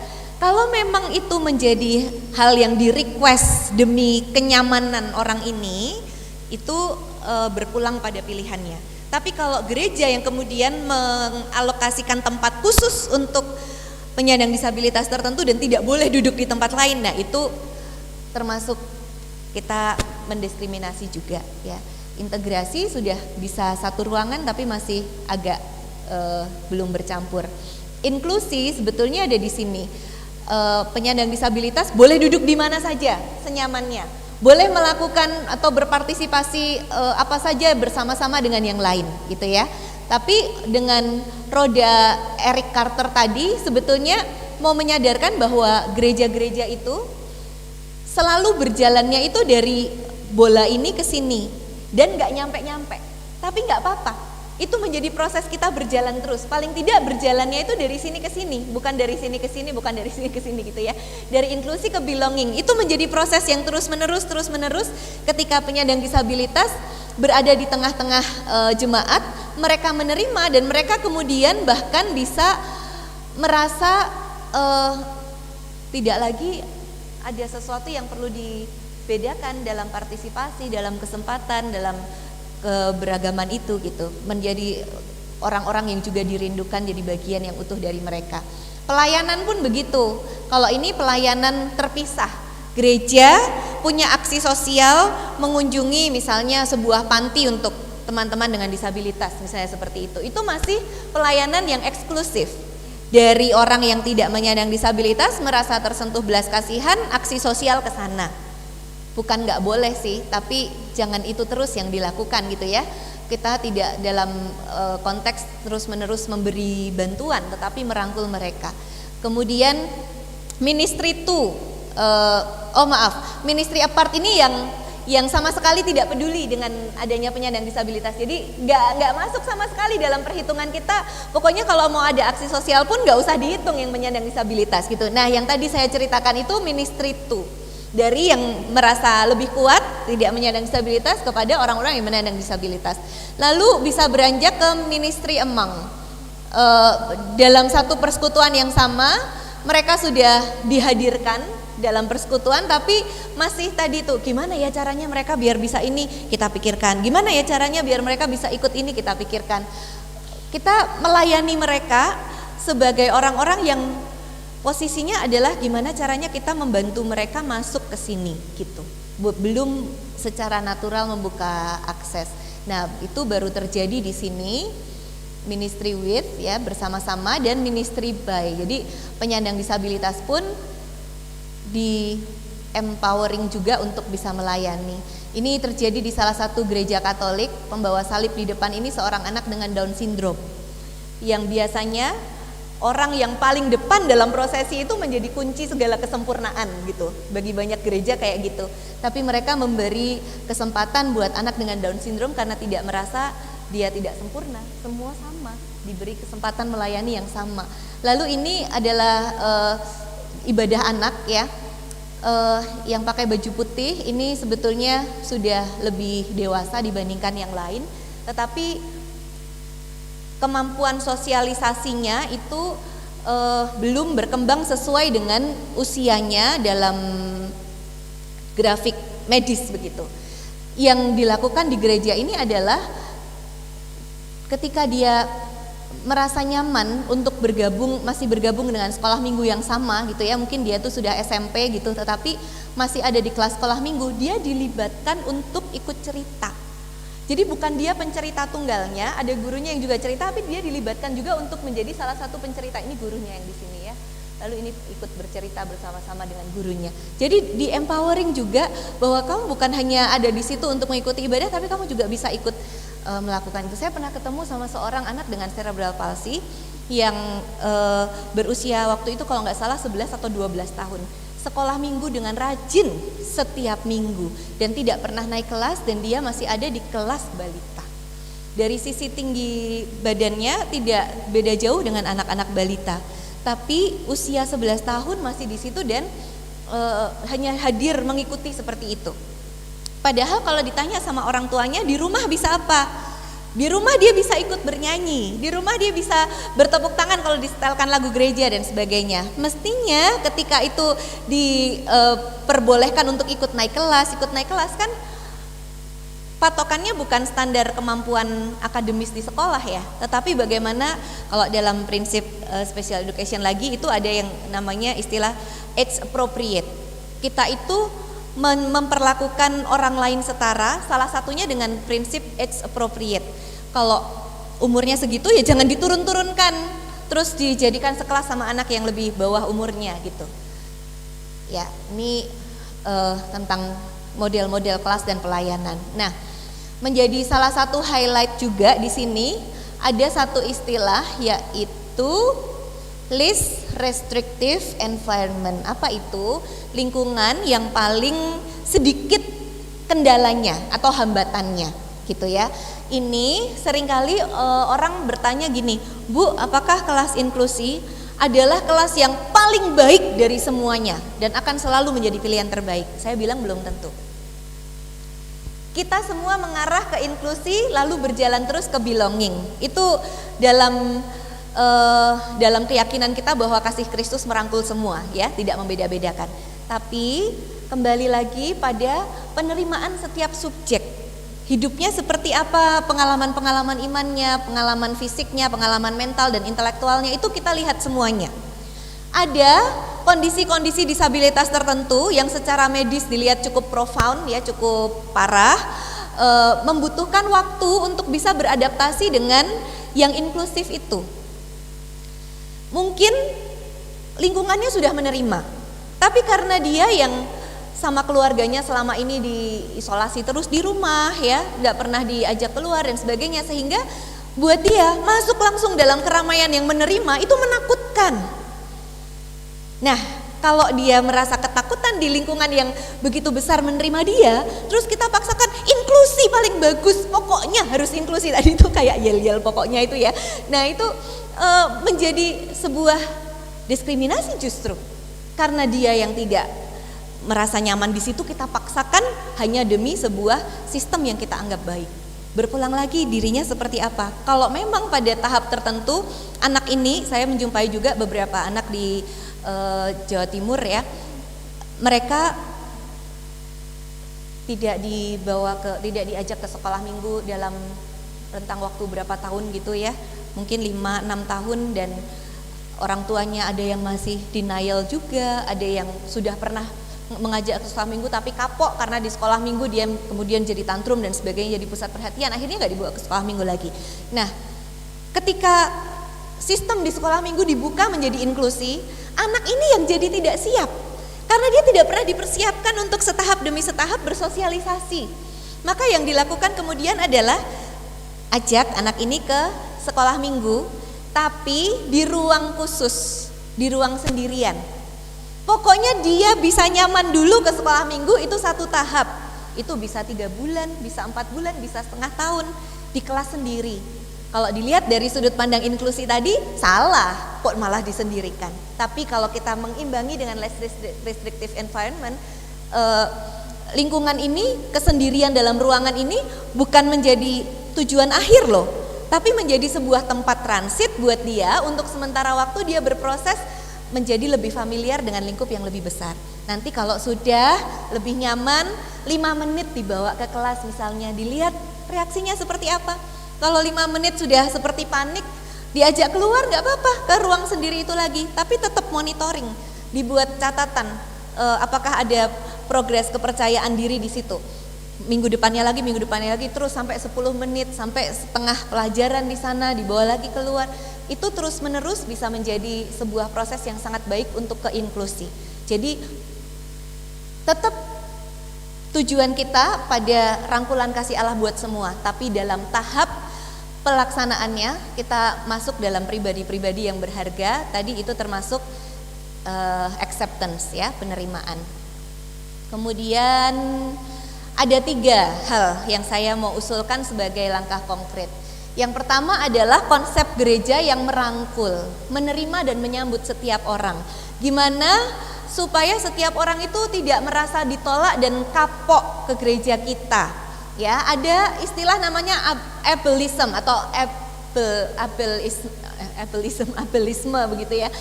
Dari kata able, mampu. Kalau ableism itu sebuah bentuk diskriminasi yang membedakan orang berdasarkan kemampuannya. Jadi kalau seseorang tidak mampu untuk berjalan, ya dianggap lebih rendah dibandingkan orang yang mampu berjalan. Orang yang tidak mampu berpikir secara kognitif dengan cepat dianggap lebih rendah dibandingkan orang yang berpikir kognitif dengan cepat dan sebagainya. Itu ableism. Secara tidak sadar juga mungkin banyak di gereja kita.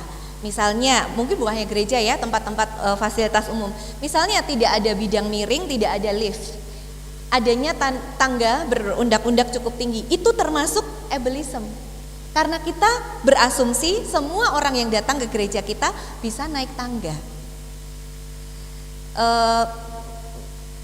Misalnya cara penyampaian di sekolah minggu yang hanya satu arah atau hanya memakai tulisan-tulisan yang banyak ya, nggak pakai gambar atau video atau role play dan sebagainya, itu termasuk ableism. Membayangkan bahwa setiap anak bisa belajar dengan cara yang sama, yaitu membaca cepat dan mudeng gitu. Ya, mungkin gereja kita masih perlu mengevaluasi diri kita sendiri juga, apakah ada hal-hal yang masih secara tidak langsung itu menumbuh suburkan ableism. Termasuk pemakaian istilah-istilah dalam tema khotbah misalnya. Kalau tema misalnya seperti hati yang keras versus hati yang lembut, itu masih nggak apa-apa. Tapi kalau hati yang dibutakan oleh keserakahan misalnya, itu kan masih banyak juga tema-tema yang seperti itu. Hati yang hati yang tuli dan sebagainya itu. Jadi dipakai untuk menjadi sebuah kata tema yang seolah-olah menggigit dan unik, padahal itu menyakitkan buat orang yang dengan disabilitas. Tadi Bapak menyebut apa? Kelumpuhan ya, melumpuhkan ya.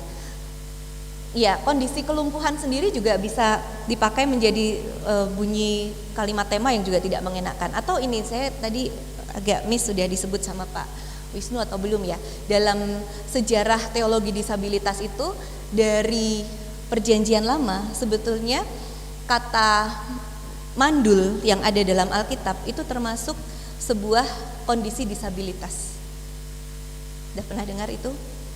Jadi itu sebabnya dianggap sebagai kondisi yang tidak diberkati Tuhan. Maka ketika orang itu kemudian jadi bisa, atau perempuan ini jadi bisa hamil begitu ya, yang kalimat yang dipakai apa? Tuhan membuka rahimnya, misalnya gitu. Jadi itu dilihat sebagai berkat Tuhan terjadi, maka dia bisa mengandung, seperti itu.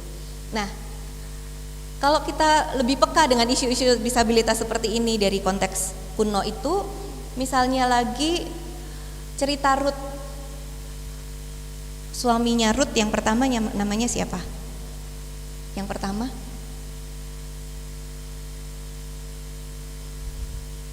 Mahlon apa Kilion, Pak? Mahlon ya. Nama suami Rut Mahlon, ada di Rut 3 atau 4 itu ya. Kemudian meninggallah anak-anak Naomi kan, Mahlon dan Kilion meninggal. Orpa dan Rut disuruh pulang sama Naomi ke Moab. Terus Orpa pulang, Naomi nggak mau pulang. Dia ngikutin Rut nggak mau pulang. Dia mengikuti Naomi ke Bethlehem, berjumpa dengan Boas. Kemudian Naomi dan Rut dan Boas pada akhirnya menikah, punya anak namanya siapa? Wah, ini kuis Alkitab malahan ya. Rut dan Boas menikah, punya anak namanya Obed, yaitu kakeknya Daud ya. Obed ayah Isai, ayah Daud. Nah, dalam kerangka kritik terhadap teologi disabilitas, ini adalah sebuah cerita yang sangat tajam mestinya, karena pada waktu zaman dulu setiap kali kata mandul itu dipakai dalam Alkitab selalu dikenakan pada perempuan. Dan ketika Mahlon meninggal, Rut belum punya anak, dan dia bisa punya Obed dari Boas. Ya, itu sesuatu yang perlu latihan terus tuh, melihat hal-hal yang seperti ini. Nah, itu sebabnya saya sangat sedih kalau masih ada juga orang-orang yang sering memakai kata mandul dalam khotbah maupun dalam orasi begitu ya. Misalnya sistem pemerintahan yang tidak produktif, nah dipakai kata itu ya kan. Gereja yang selalu kopas program-program tahun berikutnya dipakai kata itu. Itu sangat tidak peka dengan disabilitas gitu. Kalau kita lihat dan peka dari sejarahnya. Jadi itu semua termasuk ableism.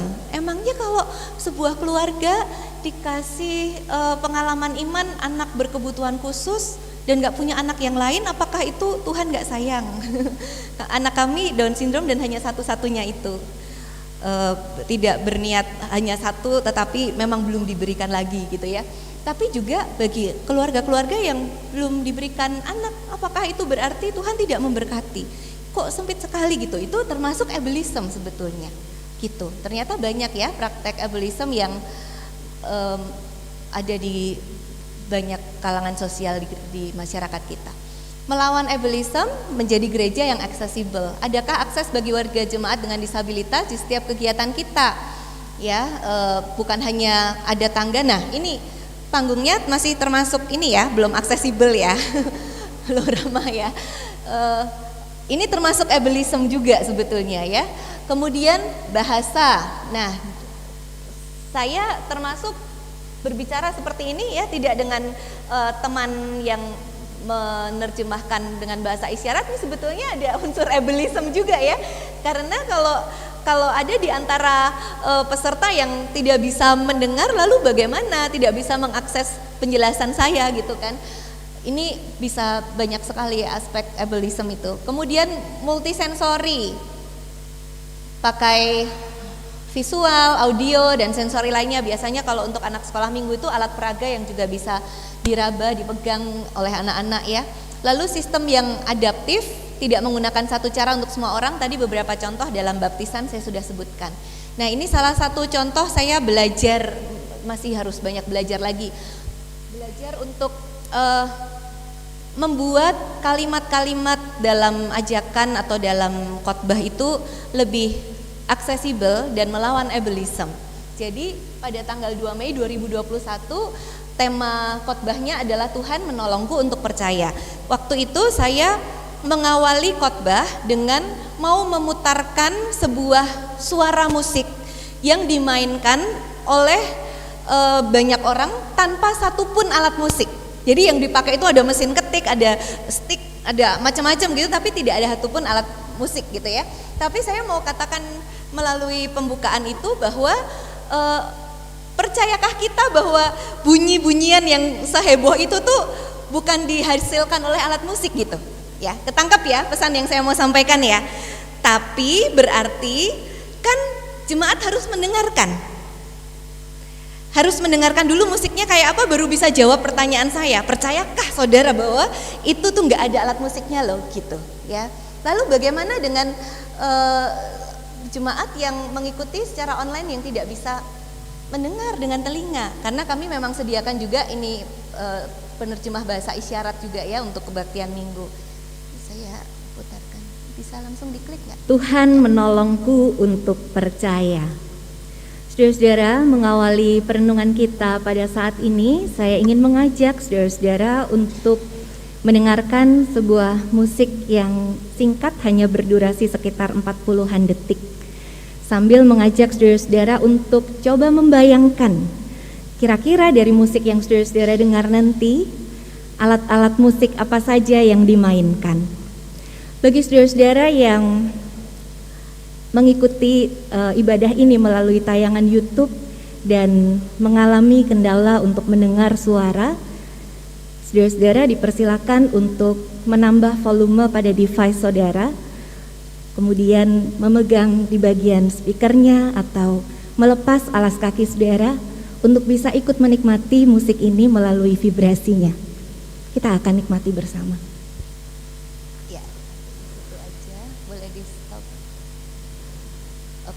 Jadi saya memberikan sebuah alternatif kalau, nah kira-kira kayak gitu.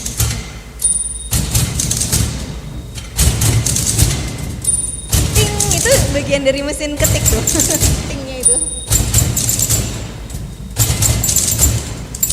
Ya boleh stop cukup. Jadi ketika saya mengatakan keraskan volumenya, itu bukan untuk memaksa orang tetap mendengar, tapi ketika volume dikeraskan dan menyentuh speaker itu akan lebih membantu vibrasinya, getarannya itu dirasakan. Atau melepas alas kaki, dengan kaki yang napak di lantai itu bisa membantu vibrasi, dan bagi teman-teman tuli itu bisa menjadi salah satu alat akses untuk bunyi-bunyian seperti itu. Jadi saya tidak menuntut setiap orang untuk bisa mendengarkan dengan cara yang sama, tetapi membuka akses cara lain untuk bisa ikut menikmati suara. Nah, itu salah satu contoh ya bagaimana membuka akses dan melawan ableism.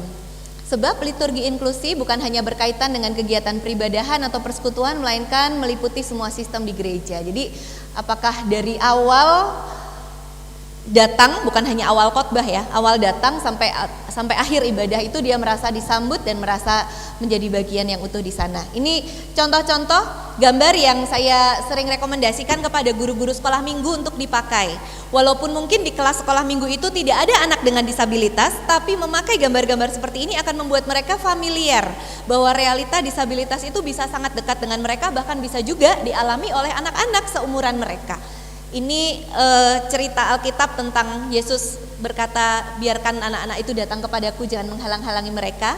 Tapi dihadirkan seorang dengan kursi roda di sana ya, dan tetap dekat bisa memeluk Yesus. Gambar yang di bawah ini udah jelas ya, ini Yesusnya. Kalau Bapak Ibu agak zoom perbesar begitu, yang di pangku Tuhan Yesus itu mukanya sangat mongoloid karakteristiknya. Jadi ini seperti sebuah representasi dari seorang anak dengan Down syndrome ya. Kemudian yang ada di sini yang pakai baju biru muda di bawah, ini kira-kira apa Bapak Ibu? representasi dari apa nih? Gambaran apa? Ya? Kenapa kok bisa tahu itu?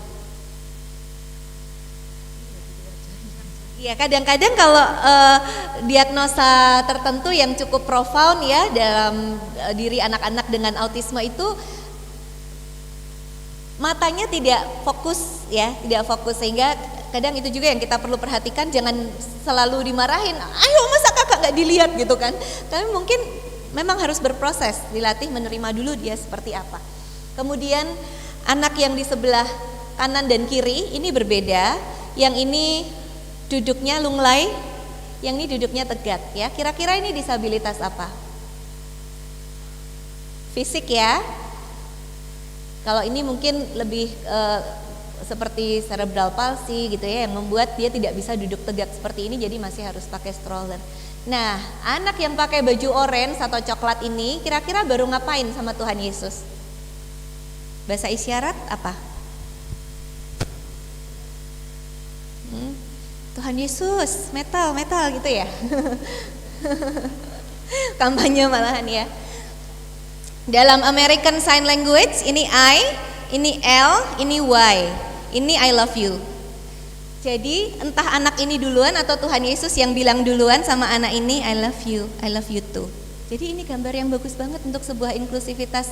Marilah kepadaku anak-anak, jangan biarkan anak-anak kepadaku, jangan menghalang-halangi mereka.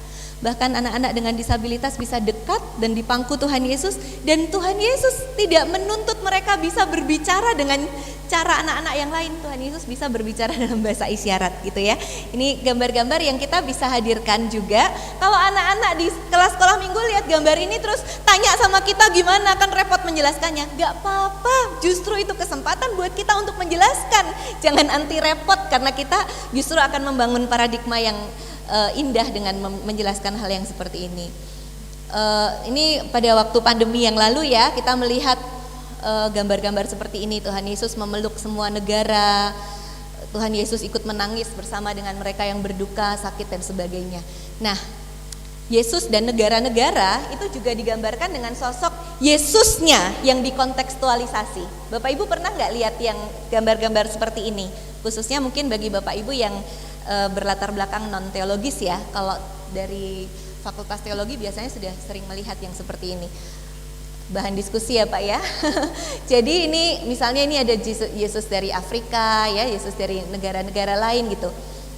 Dengan sebuah pemahaman bahwa kalau Allah menjadi manusia bisa mengambil rupa seorang Yahudi, maka bukan keyahudiannya itu yang menentukan keilahiannya. Dia bisa mengambil rupa sebagai seorang Jepang, seorang dari Rusia, seorang dari Bangladesh, dari India, dari mana-mana dan tetap ilahi. Dan ketika yang Yahudi itu harus diterima di mana-mana, malah justru menjadi unkontekstualisasi ya kan? Malah seperti memaksakan sebuah kebudayaan yang lain, sehingga bagi banyak kalangan lebih bisa menerima dengan lebih dekat Tuhan Yesus yang digambarkan dengan budaya-budaya mereka. Jadi sama sekali tidak ada unsur keinginan untuk melecehkan, untuk menjadikannya bahan guyonan, tapi untuk memasukkan sebuah paradigma. Yesus mengerti konteks hidupku, Yesus bisa hadir dalam diri seorang yang seperti aku, berkulit seperti kami, berbudaya seperti kami dan seterusnya. Sampai di sini Bapak Ibu ada keberatan nggak nih? Kalau ada keberatan saya panggil Pak Wisnu. Ya. Kalau begitu Bapak Ibu, ini misalnya ya gambar yang lain.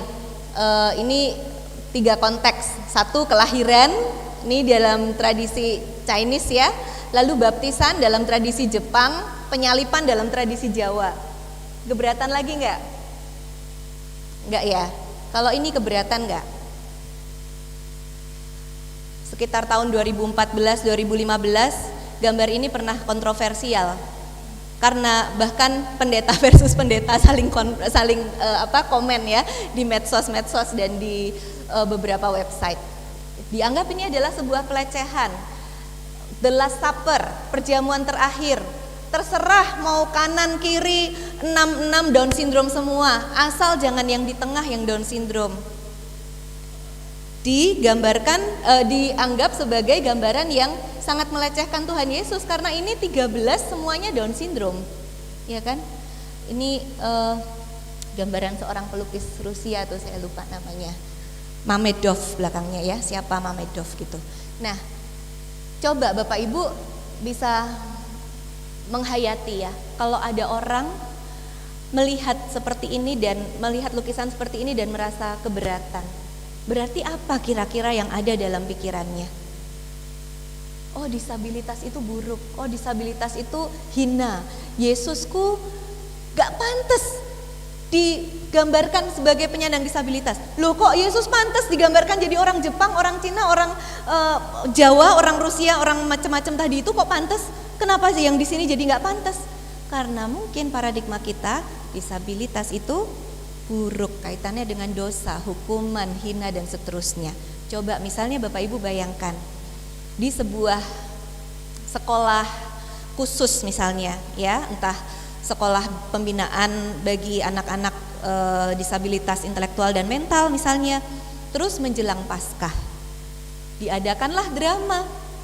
Semua anak-anak boleh join, siapapun yang mau main drama boleh. Masa di antara segitu banyak anak-anak yang menyandang disabilitas intelektual dan mental nggak ada yang boleh jadi Yesus? Boleh nggak Yesusnya dari anak-anak yang menyandang disabilitas intelektual? Boleh nggak mereka main drama menjadi sosok Yesus? Boleh kan?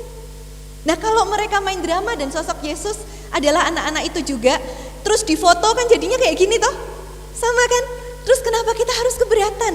Tapi seringkali secara otomatis penolakan yang pertama kali terjadi adalah ini menghina Yesus. Nah, itu berarti kita belum ramah disabilitas gitu ya. Kita belum melihat realita disabilitas sebagai realita yang juga direngkuh oleh kasih yang sama dan tetap tidak mengurangi nilai manusia di hadapan Tuhan. Itu gereja yang merengkuh ya, tidak menolak tapi makin memperbesar, memperluas cakupan rengkuhan terhadap penyandang disabilitas. Yang kedua adalah gereja yang memberi ruang untuk berpartisipasi. Jadi kalau sudah direngkuh, dirangkul, dijadikan satu keluarga besar, yuk dikasih ruang untuk berpartisipasi. Gunakan sudut pandang solidaritas, Yesus yang membebaskan dan memberi kepercayaan baru ya. Bapak Ibu bisa mengakses buku-buku untuk lebih banyak belajar dan memfamiliarkan pemikiran kita juga gitu ya. Kalau sekali dua kali baca kata disabled God itu mungkin masih rada-rada kerasa fales gitu dalam pikiran kita ya. Yesus Tuhan kok disabled gitu. Tapi ketika kita semakin mendalami, semakin menyelami ide-idenya, kita akan takjub, oh sebesar itu toh rengkuhan kasih Allah ya. Ini misalnya salah satu lukisan ya, ini adalah Tuhan Yesus yang disalib, tapi Tuhan Yesusnya nggak punya lengan. Ini adalah sama dengan bentuk solidaritas Tuhan Yesus dengan bangsa-bangsa tadi. Tuhan Yesus yang bisa digambarkan berkulit warna apapun tadi itu, dengan mata yang sebesar atau sekecil apapun tadi sesuai konteks, adalah Tuhan Yesus yang juga bisa masuk dalam realita orang-orang yang menyandang disabilitas fisik yang tidak mempunyai lengan, dan ketika mereka melihat gambar ini justru mereka menyapa, itu Yesusku, Yesus yang bisa mengerti pergumulanku yang tidak punya lengan ini. Atau seperti ini Leontin ya, bandul kalung gitu ya, yang memang kaki kanan dan kirinya tidak sama panjang, dan ini juga adalah gambaran Yesus ya. Kalau dilihat lebih jelas nih, Christ di amputee ya, Kristus yang diamputasi, Kristus yang kakinya setengah hilang tapi tidak kehilangan keilahiannya. Hal-hal yang seperti itu membuat kita semakin familiar, sekali lagi bukan dalam konteks menghina Yesus, tetapi memperlihatkan bahwa realita disabilitas itu tidak mengurangi keilahian Yesus dan justru bisa menyentuh semakin banyak orang yang mengalami realita itu. Ini pada saat saya ikut konferensi gereja sedunia di Jerman kemarin 2022, kami berkesempatan ke sebuah gereja tua di Prancis. Nah, ini pendetanya ya, dia angkat tangan memberikan berkat, dua tangan yang diangkat, tapi hanya satu yang ada telapak tangannya, dan nggak apa-apa. Apakah itu mengurangi berkat yang tercurah dari Tuhan. Kalau misalnya pendetanya bahkan lengannya yang kanan yang tidak ada, hanya punya satu lengan, dan itu kiri, apakah Bapak Ibu keberatan kalau dia menjadi pendeta di jemaat Bapak Ibu misalnya? Sudut pandang solidaritas ini membuat kita memampukan kita untuk membebaskan orang-orang yang menyandang disabilitas dari stigma-stigma dan mengizinkan mereka untuk masuk dalam penghayatan iman bahwa Yesus pun hadir di dunia untuk mereka, gitu ya. Nah, ini contoh tadi seperti yang saya sempat ceritakan terjadi di Cinere itu ya, mirip-mirip seperti itu. Megan, seorang dengan disabilitas intelektual dan mental, tidak bisa membaca tulisan dan jarang berbicara kalimat lengkap. Cuma mungkin gitu ya jawabnya. Saat jemaat bernyanyi di ibadah minggu, Megan menyuarakan hanya satu suku kata dengan nada tunggal. Nadanya tunggal, nanti mungkin ambil napas dikit balik ke nada itu lagi gitu ya. Orang lain mungkin sudah nyanyi sampai ke nada yang lain. Durasi masing-masing suku kata tunggal adalah kurang lebih satu baris dalam lagu tersebut, karena biasanya baris-baris lagu itu kan nggak jauh dari kemampuan kita mengambil nafas gitu ya. Nah, Megan nih bisa mengambil nafas kurang lebih, oh ya segitu, ambil nafas lagi, bersuara lagi. Bagaimanapun Megan adalah salah satu bagian dalam tubuh Kristus yang memiliki caranya sendiri untuk terlibat dalam ibadah. Jika Anda bertanya apa yang dia lakukan, dia bernyanyi. Dia memuji Tuhan yang dikasihi dan mengasihinya, dan tentunya Tuhan menerima caranya memuji yang seperti itu. Lalu layakkah kita tidak menerimanya dan melihatnya sebagai gangguan?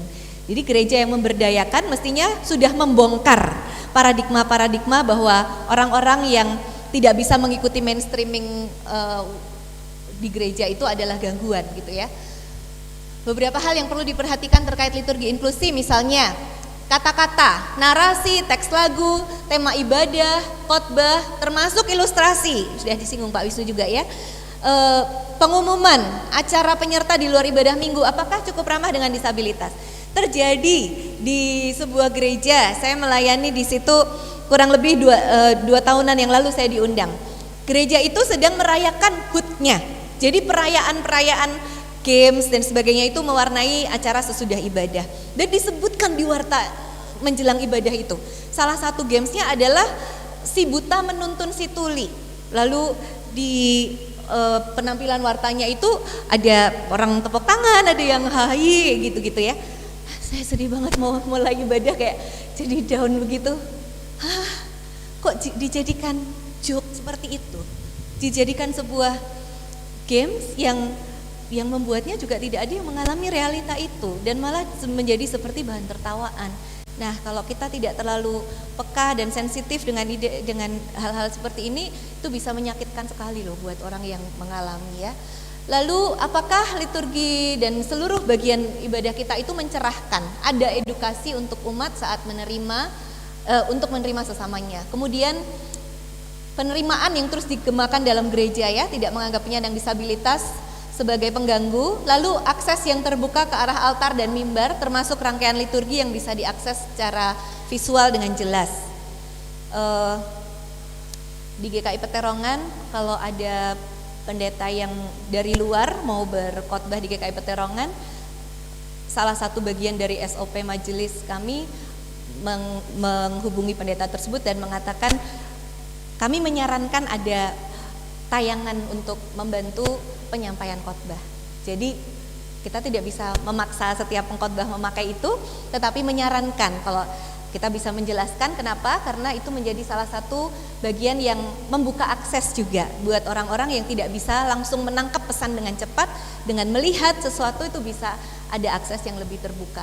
Kemudian kesempatan yang sama, ini tadi sudah ya, untuk sakramen dan melayani, memperkaya unsur liturgi dengan melibatkan semua karunia ya. Jadi satu, gereja yang merangkul, makin banyak cara kita pakai untuk memfamiliarisasikan kondisi disabilitas pada banyak orang. Yang kedua, memberi ruang untuk berpartisipasi aktif. Ini beberapa foto dari assembly di WCC Assembly yang lalu. Ini namanya adalah Grace, penyandang cerebral palsy. Dia menyampaikan renungan firman di antara semua peserta yang hadir ya. Jadi biasanya yang menyampaikan renungan firman berdiri di belakang mimbar yang bagus sekali itu, tetapi karena Grace ini ya memakai kursi roda, dia duduk nggak apa-apa menyampaikan firman Tuhan dengan duduk. Ini seorang pendeta dari London namanya John Naut ya, dia juga menyampaikan refleksi-refleksi firman dan dia juga pakai kursi roda. Kemudian ada ini saya lupa nih namanya ya, Johnson siapa gitu, penyandang disabilitas netra, menjadi salah satu narasumber dalam diskusi pleno. Yang unik adalah kami ribuan orang yang datang ini ya, melihat panggung yang jauh banget kan, beliau ini kecil sekali ya, maka dibantu dengan layar yang besar-besar di kanan kiri panggung begitu. Yang unik adalah layar untuk penerjemah bahasa isyarat dan untuk narasumber harus sama. Itu sudah standarnya WCC. Kalau yang untuk penerjemah bahasa isyarat lebih kecil itu termasuk pendiskriminasian juga begitu. Nah, kami di GKI Peterongan masih berpikir gimana caranya bisa mewujudkan itu karena penerjemah bahasa isyarat kami masih di ujung di kotak kecil itu. Ya. Ini menarik juga dengan menyamakan ukuran itu. Nah, ini adalah pendeta dari Zimbabwe, pendeta perempuan pertama yang tidak bisa mendengar ya. Jadi kalau dia berkhotbah, ini dia sedang berkhotbah. Kalau di GKI Peterongan pendeta berkhotbah, ada orang yang menerjemahkan dalam bahasa isyarat. Kalau ini dia yang berkhotbah, lalu ada suara, nah itu penerjemahnya, suaranya jadi kebalik ya. Ini dia berkhotbah dengan sangat semangat dengan segala gerakannya, dan setiap kali berkhotbah tuh dia sudah bisa kayak olahraga gitu karena dia nggak butuh mimbar ke sana ke sini untuk mengekspresikan khotbahnya itu. Kemudian ini adalah Fabi yang di kursi roda, Fabi El Halabi, penyandang disabilitas fisik yang diberi kesempatan untuk menari di salah satu sesi pleno. Kemudian nah ini contoh yang ada di Indonesia. Beberapa waktu yang lalu ada konferensi dengan Wow Ministry itu ya. Kakak ini adalah orang Jogja, kalau Bapak Ibu mungkin ada yang kenal. Dia pindah ke Jakarta beberapa tahun yang lalu. Seorang anak dengan Down syndrome, kalau nggak salah sekarang usianya sudah sekitar 24 tahun. Dan dia menari di panggung, bahkan sampai disorot tuh kayak malaikat sorgawi gitu kan ya. Itu menjadi spot utama di panggung loh. Tarian tunggal, nggak sama tim. Seorang dengan Down syndrome menari di tengah liturgi umat. Ya, itu contoh-contoh pelibatan tadi bahwa kita bisa melibatkan dalam cara apapun, kreativitas kita dituntut di sana.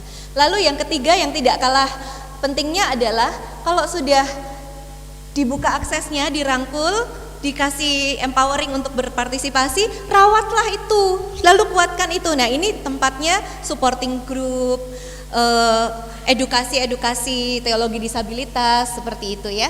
Edukasi teologis, pembinaan guru sekolah minggu, memasukkan kepedulian terhadap penyandang disabilitas sebagai tema ibadah atau tema kegiatan lain, support group untuk parents, mungkin juga untuk anak-anak atau untuk keluarga gitu ya. Kemudian penyediaan literatur yang mendukung dan juga dukungan untuk mengikuti event dalam lingkup-lingkup lokal atau yang lebih luas. Jadi bagaimana merawat dan menumbuhkan supaya kesadaran itu semakin bisa menyala-nyala gitu. Jadi tiga ini bisa menjadi langkah-langkah yang kita tempuh untuk menjadikan gereja kita semakin inklusif.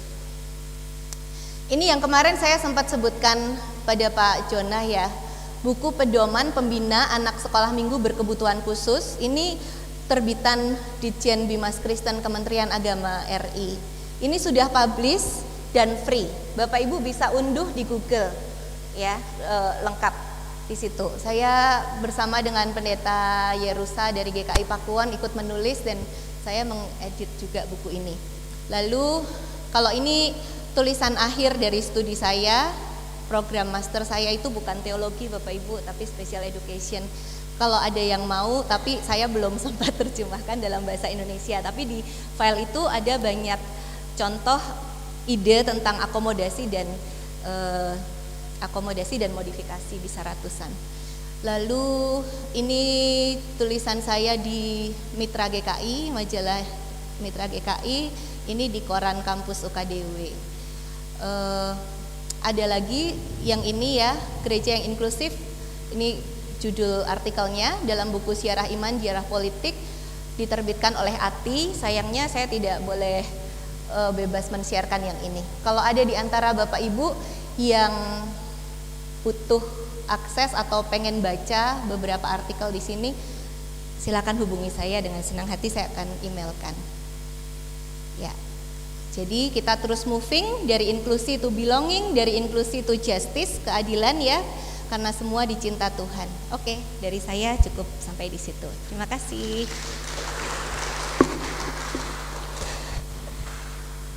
Silakan Mas Daniel.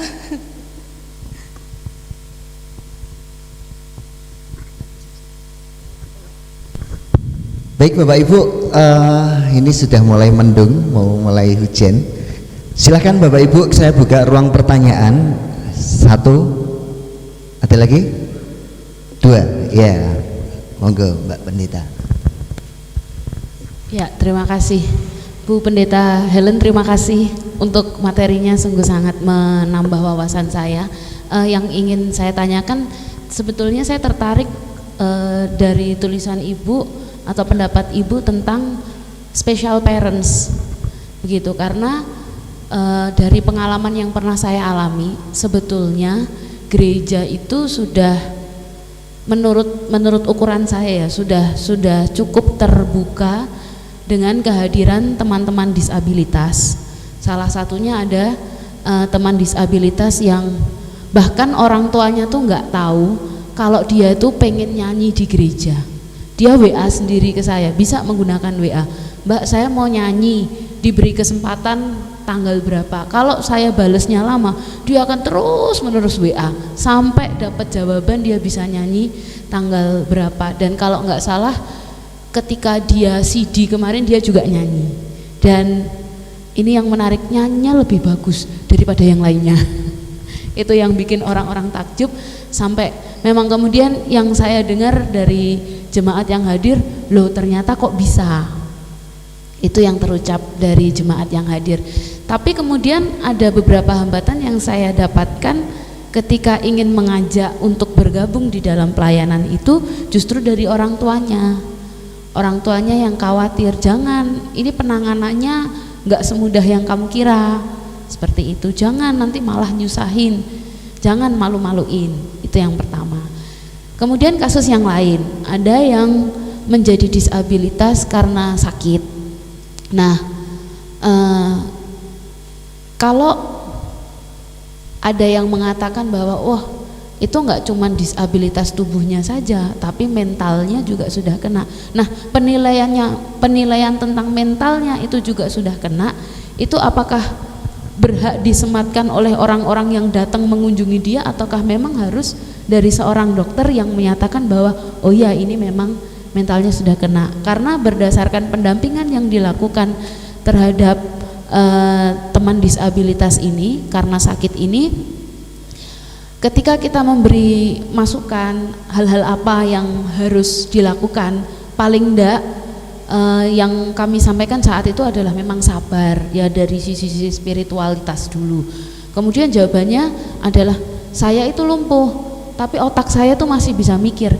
Hanya si jemaat ini pengennya kita ikut apa yang dia mau, gitu loh. Dia mau untuk keluar dari rumah itu karena dia merasa tidak keluarganya tidak welcome dengan kondisi dia saat ini. Dia merasa gagal, udah nggak bisa karena usianya masih usia produktif. Terus pendampingan ke keluarga kami lakukan, hanya dari pihak keluarga memang, lah gimana kalau kami harus nuruti apa yang menjadi keinginannya, saya tidak bisa bekerja karena istri harus menggantikan peran dari suami ini. Nah, apakah ada saran dari Ibu Pendeta terkait dua kasus ini? Terima kasih. Jadi yang kisah terakhir ini bapaknya ya, suaminya yang mengalami disabilitas. Betul. Dan dia pengen keluar dari rumah. Iya, iya. Oke, ya terima kasih Ibu. Kalau untuk yang pertama dulu ya, yang pertama dulu, saya sering menyarankan itu koordinasi 3 titik gitu ya, gereja, orang tua, dan anak. Itu menurut saya itu mutlak, nggak bisa ditawar.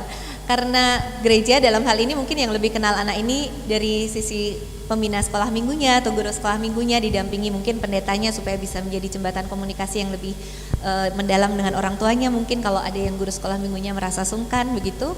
Jadi yang perlu kita lakukan adalah bagaimana semua upaya itu dikerahkan secara bersama-sama.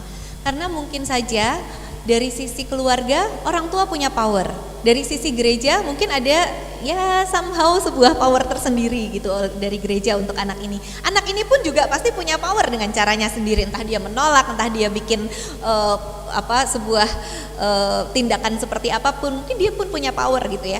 Tapi kalau powernya sendiri-sendiri ini kan jadi bubrah ya, ambiar tiga-tiganya. Tapi kalau power-power ini disatukan, disinergikan, dicarikan satu titik yang bisa saling mendukung, itu akan sangat baik. Jadi dalam konteks anak tersebut pengen melayani dan gereja memfasilitasi, menurut saya itu baik.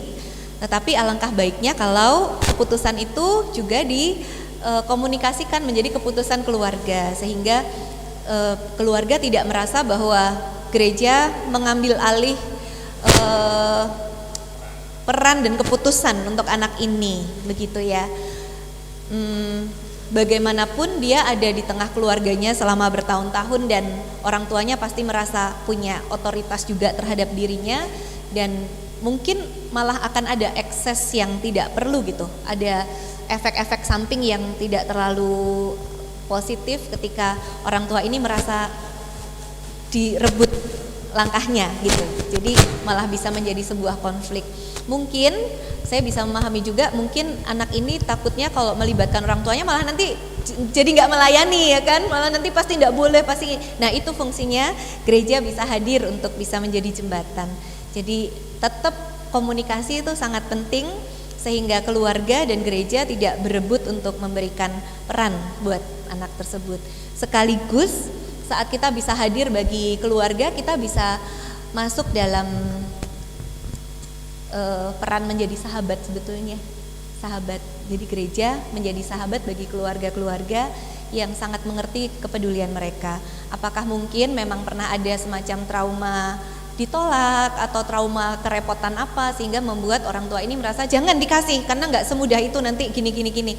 Justru itunya yang perlu kita dampingi untuk dia berproses, tidak menjadikannya tekanan yang terus dibawa-bawa. Misalnya seperti itu ya. Tapi komunikasi yang boleh dikembangkan untuk sinergi kekuatan. Kemudian yang kedua tadi ini pasti sangat kasuistik ya. Saya nggak masuk ke kasus sebetulnya, tapi menjadi teman, menjadi sahabat seperjalanan itu juga mengajak orang yang kita temani perjalanannya untuk bisa berpikir solutif sebetulnya. Sebisa mungkin ya, kita tidak berbicara tentang seintelektual apa dia, tapi dengan kemampuannya sebisa mungkin kita mendampingi dengan hal-hal yang kita rasa baik ke sana. Yang pertama adalah norma keutuhan keluarga tentunya perlu dibicarakan. Yang kedua adalah juga solusi ketika dia misalnya keluar dari rumah, ada solusi apa, apakah lebih banyak positif negatifnya, efeknya dan sebagainya. Jadi bagaimana kita mendampingi tidak terjebak hanya pada satu pilihan, aku harus gini apa gini, tetapi membuat orang yang kita dampingi itu betul-betul bisa mengambil keputusan dengan pertimbangan-pertimbangan yang cukup mantap. Mungkin dari cerita ibu tadi kayaknya ada kemarahan gitu ya, mungkin ada kemarahan yang belum selesai. Nah itu yang justru perlu didampingi untuk bisa pelan-pelan diurai terlebih dahulu sebelum masuk pada keputusan.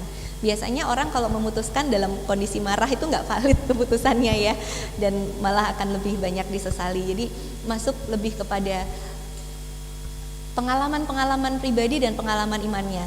Mungkin juga ada pengalaman iman yang bisa diurai dengan relasinya dengan Tuhan. Apa dia sedang kecewa sama Tuhan dan sebagainya. Nah kita bisa hadir untuk mengurai itu terlebih dahulu. Terima kasih Bu Helen. Ya. Siapa? Oh. Analis. Baik, terima kasih Bu Pendeta Helen atas pencerahannya. Ada dua yang ingin saya tanyakan Bu. Jadi yang pertama begini, di gereja kami itu ada jemaat yang ketika ada event itu senangnya dia ikut-ikutan moto gitu ya. Jadi seakan-akan ikut multimedia, memoto setiap kegiatan jemaat yang ada. Tetapi ketika waktu itu kita lihat ternyata kamera yang dipakai itu mainan. Kemudian juga pernah dewasa, ya memang sudah agak tua. Terus ketika pernah juga memang memakai kamera yang cukup jadul, yang zaman rollan gitu, dan itu memang tidak ada isinya gitu ya. Jadi dia acting, kemudian bergaya dan lain sebagainya. Satu ketika juga ketika ibadah itu dia ikut menyanyi dengan suara yang cukup keras sendiri gitu ya. Bahkan seperti yang Ibu katakan tadi, ketika semuanya sudah berhenti dia masih nyanyi gitu. Nah, apakah ini masuk disabilitas ya atau bukan? Dan kira-kira bagaimana cara mengatasinya seperti itu, Bu? Karena sebagian dari jemaat itu kadang juga menertawakan apa yang dia lakukan gitu ya. Tapi ada yang merasa kasihan, ada yang ya mungkin bagi teman-teman di multimedia karena itu sudah sering dia lakukan ya harus ditekno aja gitu. Apa yang dia lakukan begitu. Itu mohon pencerahannya, Bu. Kemudian yang kedua, ini mungkin bagi sebagian dari gereja sesuatu yang baru tentang gereja inklusi ya, karena ada yang memang belum memikirkan secara detail, secara masak gitu. Nah, bagaimana caranya menyamakan persepsi antara pemangku kepentingan dalam hal ini mungkin majelis dan juga teman-teman guru sekolah minggu ketika ada murid yang seperti itu, karena ini memang tidak mudah begitu ya. Rapat majelis mungkin hal-hal kecil saja pembahasannya sampai malam nggak selesai-selesai, apalagi kalau ini menyangkut masalah bagaimana yang harus dilakukan disabilitas gitu, itu pasti juga akan memakan waktu yang cukup lama karena berbagai hal kepentingan yang ya ini menyamakan persepsinya yang memang tidak mudah. Nah ini mungkin ada saran dan masukannya. Terima kasih, Bu. Terima kasih, Pak, pertanyaannya. Ya, saya jawab yang kedua dulu.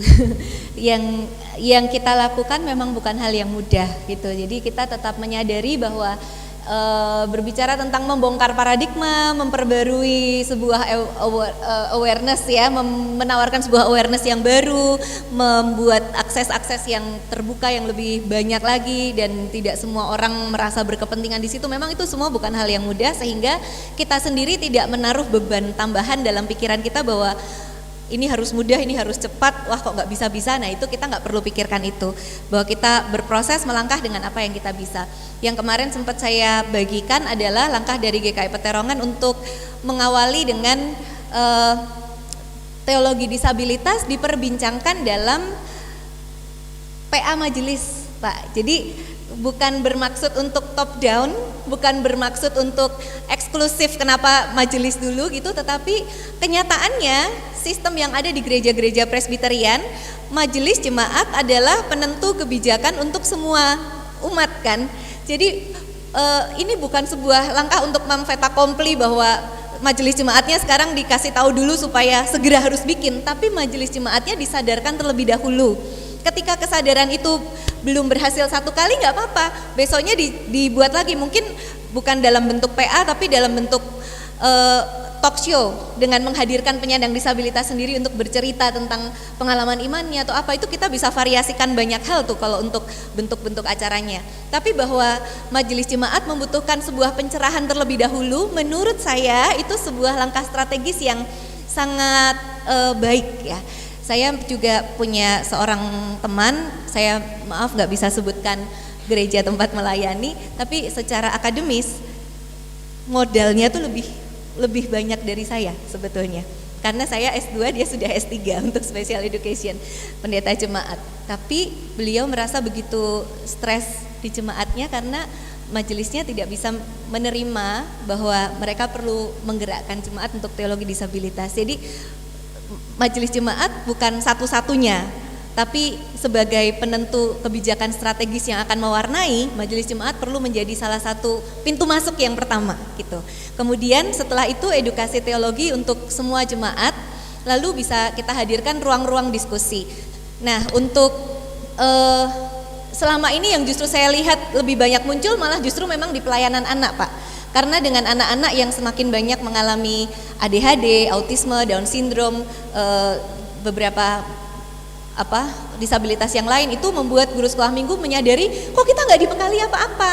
Nah, itu bisa dua arah, Pak. Kalau dari majelis jemaat bisa menyadari terlebih dahulu tentang pentingnya teologi disabilitas, kemudian mensinergikan dengan badan-badan pelayanannya yang kami lakukan bukan hanya ke guru sekolah minggu tapi juga untuk jemaat umum, untuk parents, untuk beberapa sekolah yang kerjasama dengan kami dan sebagainya, begitu secara terpadu. Tapi langkah kedua bisa juga dari sekolah minggu yang menyuarakan ke majelis jemaat. Ini kebutuhan kami. Justru kalau ada suara seperti itu, di-encourage aja untuk semakin disuarakan, Pak, supaya majelis jemaatnya merasa, oh betul-betul nih adalah kebutuhan, supaya anak-anak itu tidak merasa tidak dipedulikan oleh gereja. Jadi kalau sudah ada kerinduan-kerinduan yang muncul seperti itu, segera ditangkap dan difasilitasi, tapi sekali lagi kita sendiri tidak menambah beban bahwa ini harus cepat. Kita tetap bisa berproses secara natural seperti konteks kita masing-masing. Kemudian kalau untuk kisah yang pertama tadi, saya jadi ingat tadi ada pertanyaan yang belum dijawab juga dari Ibu, Bu siapa tadi, maaf ya, penanya pertama, Mbak Novena ya. Sematan label kena mental, sudah mengalami disabilitas mental, itu siapa yang berhak menentukan? Tentu bukan orang yang memvisitasi dia ya, harusnya itu memang dari pihak-pihak yang secara medis kompeten untuk mengeluarkan statement tersebut berdasarkan analisa yang tepat, begitu. Seperti halnya yang Bapak ceritakan juga, kita tidak bisa sekedar menentukan orang ini dengan disabilitas apa atau tanpa disabilitas dan hanya mencari perhatian tentunya ya. Tapi kita bisa mencoba untuk memfasilitasi, misalnya mempertemukan dengan seorang psikolog tanpa langsung dikasih tahu tak temukan psikolog, nanti dia langsung kaget ya. Kita kenalkan dulu aja, lalu mungkin psikolog ini kita beritahu dulu konteksnya seperti apa, lalu kita bisa bercakap baiknya bagaimana sehingga memang lebih bisa dipertanggungjawabkan gitu langkah-langkahnya. Tapi kalau sudah sampai dalam situasi di mana Bapak sendiri tadi mengatakan orang-orang sudah sebagian juga menertawakannya dan yang lain sudah nggak peduli, sebetulnya memang gereja harus bergerak, karena walaupun mungkin orang tersebut nggak keberatan ya diketawain, diapain, tapi gereja menjadi salah satu tempat bertumbuhnya perlakuan yang seperti itu termasuk perlu segera melangkah juga gitu, Pak. Jadi mungkin pelibatan orang-orang yang lebih kompeten untuk menyatakan kondisi mental beliau itu bisa dilibatkan menjadi salah satu langkahnya konkretnya. Iya, satu sesi lagi, Mas Denny. Ada lagi, Bapak Ibu? Perkenalkan Bu, saya Dani. Di sini no tulis, saya dari kantor Yakum. Banyak Dani ya. Sangat menarik dinamika bagaimana membangun gerakan inklusi di GKI Peterongan. Dan tadi Pak Widi menanyakan bagaimana membangun itu sebagai satu inisiatif bersama gitu ya, lewat kemajelisan. Yang ingin saya tanyakan mengenai olah data statistik Bu, bahwa pada kenyataannya disadari atau tidak, populasi terbanyak orang yang berpotensi mengalami disabilitas di gereja itu kan ya salah satunya lansia gitu kan. Dan kemudian anak-anak lah, kenapa kok anak-anak? Mereka bisa menjadi pelaku bullying dan menyebabkan orang lain merasa trauma yang besok suatu saat dia akan menjadi disabilitas juga gitu. Lah kalau tadi Bu Helen mengatakan guru-guru sekolah minggu merasa sudah ada beberapa anak-anak kita sendiri yang ADHD dan seterusnya, itu apakah itu juga pernah ada pengalaman menggunakan data statistik itu menjadi data pilah dalam menentukan atau menimbang layanan apa yang cocok untuk kita kembangkan di gereja? Karena saya dari GKJ, salah satu hal yang saya terus gumuli dan lihat sampai saat ini itu kadang-kadang pelayanan gerejawi masih ditentukan oleh populasi mayoritas gitu, tidak mempertimbangkan kesemuanya. Di situ bahwa ada ibu hamil, ada lansia, ada segala macamnya. Nah itu kan seolah jadi belum bisa masuk ke ranah inklusif begitu ya Bu ya. Nah, ini terkait data pilah itu tadi Bu. Terima kasih. Baik, makasih Mas Denny. Ya, ya setuju banget dengan penggunaan data, dan data itu bisa menjadi salah satu tolok ukur yang sangat real ya. Kita mau melangkah seperti apa. Tetapi juga dalam realitanya tidak mudah untuk mendapatkan data itu. Entah ada yang masih menutup diri dan tidak merasa perlu melaporkan kondisinya, atau memang tidak terpantau gitu. Maksudnya mungkin yang selama ini sudah ikutnya secara online terus dan kita tidak bisa menjangkau dengan informasi-informasi yang cukup, misalnya seperti itu. Saya termasuk yang tidak terlalu saklek harus banget memulai dari data, walaupun sangat menghargai data. Jadi kalau misalnya kita melihat kondisi di lapangan seperti apa, kita sendiri yang bisa mengevaluasi selama ini dalam kepelbagaian itu, apakah ada yang merasa tidak nyaman gitu ya. Selama, menurut saya ini yang juga penting nih, selama iklim gereja kita terbuka untuk komunikasi antara jemaat dengan pengurus, badan pelayanan, majelis jemaat dan sebagainya, itu akan sangat membantu. Jadi ketika orang merasa di welcome untuk komen, untuk kasih saran, kritik, masukan, itu akan sangat membantu untuk bisa ada perbaikan-perbaikan. Kalau yang dilakukan di sekolah minggu kami, ada beberapa anak yang pada saat sebelum pandemi itu datang ke kelas balita batita, dan mereka berkebutuhan khusus ya, tidak datang lagi setelah selesai era pandemi ini gitu. Nah kami mencari tahu ini kemana gitu ya. Setelah ditanya, rupanya dengan bertambahnya usia ini orang tuanya lebih merasa anak ini tenaganya sudah lebih besar dan lebih gampang tantrum, teriak-teriak, lari-lari seperti itu. Dan mereka yang tidak mau membawa ke sekolah minggu karena takut merepotkan dan menjadi pusat perhatian. Nah lalu tadi ya, kembali lagi ke komunikasi tiga pihak. Bagaimana bisa mengkomunikasikan, meyakinkan orang tua untuk gak apa-apa dibawa dulu, nanti kita bersinergi. Orang tua masih bisa mendampingi di awal-awal sampai anak ini nyaman dilepas dan sebagainya. Itu tetap menjadi rangkulan yang kita berikan kepada mereka. Dan untuk akses-akses yang dibukakan sendiri, memang kita perlu kepekaan dengan ini ya, dengan melihat bagaimana jemaat itu ikut berpartisipasi dengan aktif dan sukacita di tengah jemaat kita juga. Misalnya tadi yang Mas Denny sebutkan kan lansia. Akses lansia untuk bidang miring, untuk pergi ke toilet, keamanan di dalam ruang toilet, segala macam bagaimana? Bagaimana mereka datang setiap kali persekutuan lansia? Apakah mereka juga datang dengan sukacita atau cepat-cepat pengen pulang dan sebagainya? Itu kita bisa hadirkan tadi, peran merangkulnya tuh di situ. Hadir satu-satu memperhatikan kebutuhannya, ngajak ngobrol, nanti mereka kasih masukan, kita bisa jadikan input untuk evaluasi seperti itu. Jadi mungkin yang kami lakukan di GKI Peterongan kan memang belum sempurna gitu ya, memang tidak sempurna, tetapi lebih banyak menggunakan data tuh justru dari input orang-orang terhadap apa yang sudah berlaku.